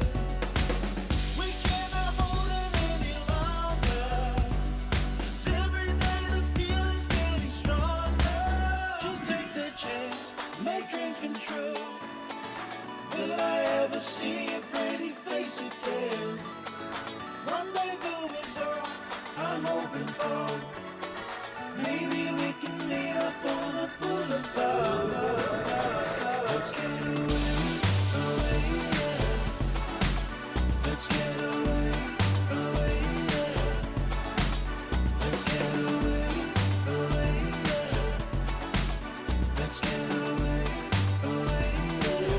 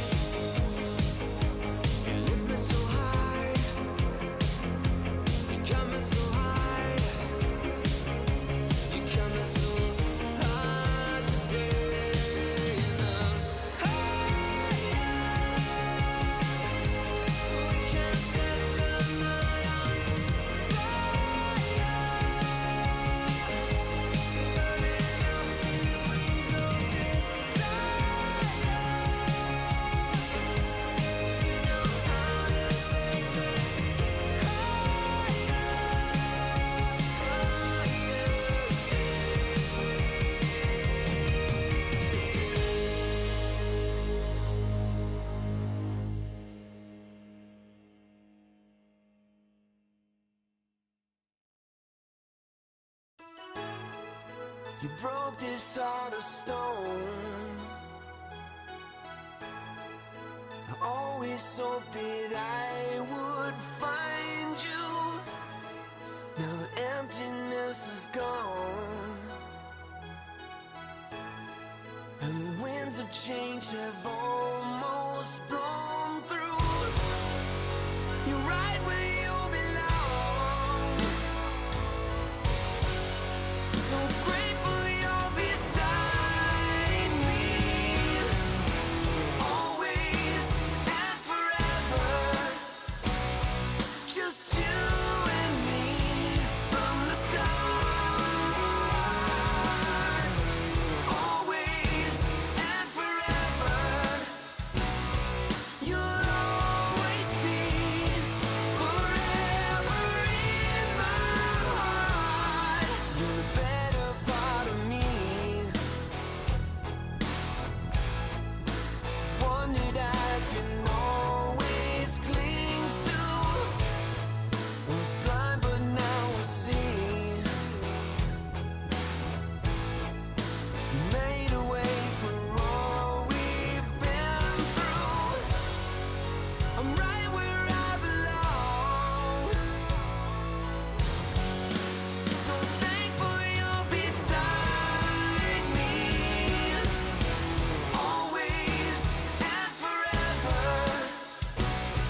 Just you and me from the stars. Always and forever. You'll always be forever in my heart.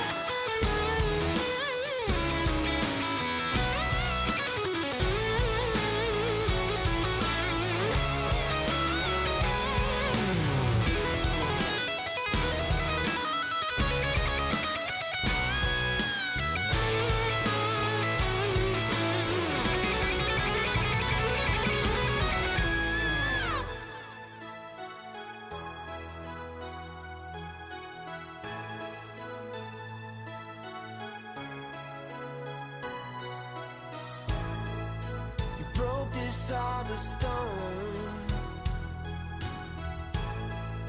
I always knew that I would find you.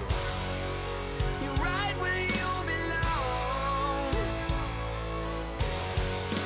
So grateful you're beside me, always and forever. Just you and me from the stars. Always and forever. You'll always be forever in my heart.